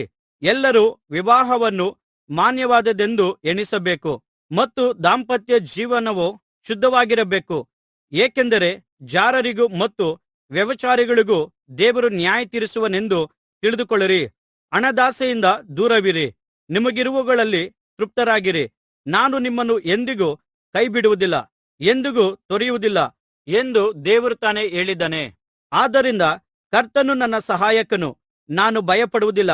ಮನುಷ್ಯನು ನನಗೆ ಏನು ಮಾಡಿಯಾನು ಎಂದು ನಾವು ಧೈರ್ಯವಾಗಿ ಹೇಳಬಲ್ಲೆವು. ನಿಮಗೆ ದೇವರ ವಾಕ್ಯವನ್ನು ಬೋಧಿಸಿದ ನಿಮ್ಮ ಸಭಾನಾಯಕರನ್ನು ನೆನಪು ಮಾಡಿಕೊಳ್ಳಿರಿ. ಅವರು ಜೀವಾಂತ್ಯದವರೆಗೂ ಯಾವ ರೀತಿ ನಡೆದುಕೊಂಡರೆಂಬುದನ್ನು ನೆನಪಿಸಿಕೊಂಡು ಮತ್ತು ಅವರ ನಂಬಿಕೆಯನ್ನು ಅನುಸರಿಸಿರಿ. ಯೇಸು ಕ್ರಿಸ್ತನು ನಿನ್ನೆ ಇದ್ದ ಹಾಗೆಯೇ ಇವತ್ತು ನಿರಂತರವೂ ಇರುವನು. ನಾನಾ ವಿಧವಾದ ಅನ್ಯ ಉಪದೇಶಗಳ ಸೆಳೆವಿಗೆ ಸಿಕ್ಕಿಕೊಳ್ಳಬೇಡಿರಿ. ಏಕೆಂದರೆ ದೇವರ ಕೃಪೆಯಿಂದ ಹೃದಯವನ್ನು ದೃಢಪಡಿಸಿಕೊಳ್ಳುವುದು ಒಳ್ಳೆಯದು. ಭೋಜನ ಪದಾರ್ಥಗಳ ಕುರಿತಾದ ನಿಯಮಗಳನ್ನು ಅನುಸರಿಸುವವರಿಗೆ ಏನು ಪ್ರಯೋಜನವಾಗುವುದಿಲ್ಲ. ನಮಗೊಂದು ಯಜ್ಞವೇದಿ ಉಂಟು. ಈ ಯಜ್ಞವೇದಿಯ ಪದಾರ್ಥಗಳನ್ನು ತಿನ್ನುವುದಕ್ಕೆ ಗುಡಾರದಲ್ಲಿ ಸೇವೆ ಮಾಡುವವರಿಗೆ ಹಕ್ಕಿಲ್ಲ. ಮಹಾಯಾಜಕನು ದೋಷಪರಿಹಾರಕ ಯಜ್ಞದ ಪಶುಗಳ ರಕ್ತವನ್ನು ತೆಗೆದುಕೊಂಡು ಪವಿತ್ರ ಸ್ಥಾನದೊಳಗೆ ಹೋಗುತ್ತಾನೆ. ಆದರೆ ಆ ಪಶುಗಳ ದೇಹಗಳು ಪಾಳೆಯದ ಆಚೆ ಸುಡಲ್ಪಡುತ್ತದಲ್ಲಾ. ಅದರಂತೆ ಯೇಸು ಕೂಡ ಸ್ವಂತ ರಕ್ತದಿಂದ ತನ್ನ ಜನರನ್ನು ಶುದ್ಧೀಕರಿಸುವುದಕ್ಕೋಸ್ಕರ ಪಟ್ಟಣದ ಹೊರಗೆ ಸತ್ತನು. ಅದರಿಂದ ನಾವು ಆತನ ನಿಮಿತ್ತ ಉಂಟಾಗುವ ನಿಂದೆಯನ್ನು ತಾಳಿಕೊಳ್ಳುವವರಾಗಿ ಪಾಳೆಯದ ಆಚೆ ಆತನ ಬಳಿಗೆ ಹೊರಟು ಹೋಗೋಣ. ಏಕೆಂದರೆ ಇಹದಲ್ಲಿ ಶಾಶ್ವತವಾದ ಪಟ್ಟಣವು ನಮಗಿಲ್ಲ, ಭವಿಷ್ಯತ್ತಿನಲ್ಲಿ ಬರುವ ಪಟ್ಟಣವನ್ನು ಎದುರು ನೋಡುತ್ತಾ ಇದ್ದೇವೆ. ಆದ್ದರಿಂದ ಯೇಸುವಿನ ಮೂಲಕವಾಗಿಯೇ ದೇವರಿಗೆ ಸ್ತೋತ್ರವೆಂಬ ಯಜ್ಞವನ್ನು ಎಡೆಬಿಡದೆ ಸಮರ್ಪಿಸೋಣ. ಆತನನ್ನು ನಾವು ಕರ್ತನೆಂದು ನಂಬಿ ಬಾಯಿಂದ ಅರಿಕೆ ಮಾಡುವುದೇ ನಾವು ಅರ್ಪಿಸುವ ಯಜ್ಞವಾಗಿದೆ. ಇದಲ್ಲದೆ ಪರೋಪಕಾರ ಮಾಡುವುದನ್ನು, ಬೇರೆಯವರಿಗೆ ಸಹಾಯ ಮಾಡುವುದನ್ನು ಮರೆಯಬೇಡಿರಿ. ಇವೇ ದೇವರಿಗೆ ಮೆಚ್ಚಿಕೆಯಾದ ಯಜ್ಞಗಳು. ನಿಮ್ಮ ಸಭಾನಾಯಕರ ಮಾತನ್ನು ಕೇಳಿರಿ, ಅವರಿಗೆ ಅಧೀನರಾಗಿರಿ. ಅವರು ಲೆಕ್ಕ ಒಪ್ಪಿಸಬೇಕಾದವರಾದ್ದರಿಂದ ನಿಮ್ಮ ಆತ್ಮಗಳನ್ನು ಕಾಯುವವರಾಗಿದ್ದಾರೆ. ಅವರು ದುಃಖಿಸದೆ ಸಂತೋಷದಿಂದ ಇದನ್ನು ಮಾಡುವಂತೆ ನಡೆದುಕೊಳ್ಳಿರಿ. ಏಕೆಂದರೆ ಅವರು ವ್ಯಸನದಿಂದಿರುವುದು ನಿಮಗೆ ಪ್ರಯೋಜನಕರವಾದದ್ದಲ್ಲ. ಕಡೆ ಮಾತುಗಳು. ನಮಗೋಸ್ಕರ ಪ್ರಾರ್ಥಿಸಿರಿ. ನಾವು ಎಲ್ಲಾ ವಿಷಯಗಳಲ್ಲಿ ಸಜ್ಜನರಾಗಿ ನಡೆದುಕೊಳ್ಳಬೇಕೆಂದು ಅಪೇಕ್ಷಿಸುವವರಾಗಿದ್ದು, ಒಳ್ಳೆಯ ಮನಸ್ಸಾಕ್ಷಿ ಹೊಂದಿದೆವೆಂದು ನಿಶ್ಚಯಿಸಿಕೊಂಡಿದ್ದೇವೆ. ಮತ್ತು ನಾನು ಅತಿ ಶೀಘ್ರವಾಗಿ ನಿಮ್ಮ ಬಳಿಗೆ ತಿರುಗಿ ಬರುವಂತೆ ನೀವು ಪ್ರಾರ್ಥಿಸಬೇಕೆಂದು ನಾನು ನಿಮ್ಮನ್ನು ಬಹಳವಾಗಿ ಕೇಳಿಕೊಳ್ಳುತ್ತೇನೆ. ನಿತ್ಯವಾದ ಒಡಂಬಡಿಕೆಯನ್ನು ರಕ್ತದಿಂದ ನಿಶ್ಚಯಪಡಿಸುವುದಕ್ಕಾಗಿ ಸಭೆಯೆಂಬ ಹಿಂಡಿಗೆ ಮಹಾಪಾಲಕನಾಗಿರುವ ನಮ್ಮ ಕರ್ತನಾದ ಯೇಸುವನ್ನು ಸತ್ತವರೊಳಗಿಂದ ಬರಮಾಡಿದ ಶಾಂತಿದಾಯಕನಾದ ದೇವರು, ನೀವು ಆತನ ಚಿತ್ತವನ್ನು ನೆರವೇರಿಸುವ ಹಾಗೆ ಸಕಲ ಸತ್ಕಾರ್ಯಗಳಿಗೆ ಬೇಕಾದ ಅನುಕೂಲತೆಗಳನ್ನು ನಿಮಗೆ ದಯಪಾಲಿಸಲಿ. ಆತನು ಯೇಸು ಕ್ರಿಸ್ತನ ಮೂಲಕ ತನಗೆ ಮೆಚ್ಚಿಕೆಯಾದದ್ದನ್ನು ನಮ್ಮಲ್ಲಿ ನೆರವೇರಿಸಲಿ. ಯುಗಯುಗಾಂತರಗಳಲ್ಲಿಯೂ ಆತನಿಗೆ ಮಹಿಮೆ ಉಂಟಾಗಲಿ. ಆಮೆನ್. ಸಹೋದರರೇ, ಈ ಬುದ್ಧಿಯ ಮಾತನ್ನು ಸಹಿಸಿಕೊಳ್ಳಬೇಕೆಂದು ನಿಮ್ಮನ್ನು ಬೇಡಿಕೊಳ್ಳುತ್ತೇನೆ. ನಿಮಗೆ ಸಂಕ್ಷೇಪವಾಗಿ ಬರೆದಿದ್ದೇನೆ.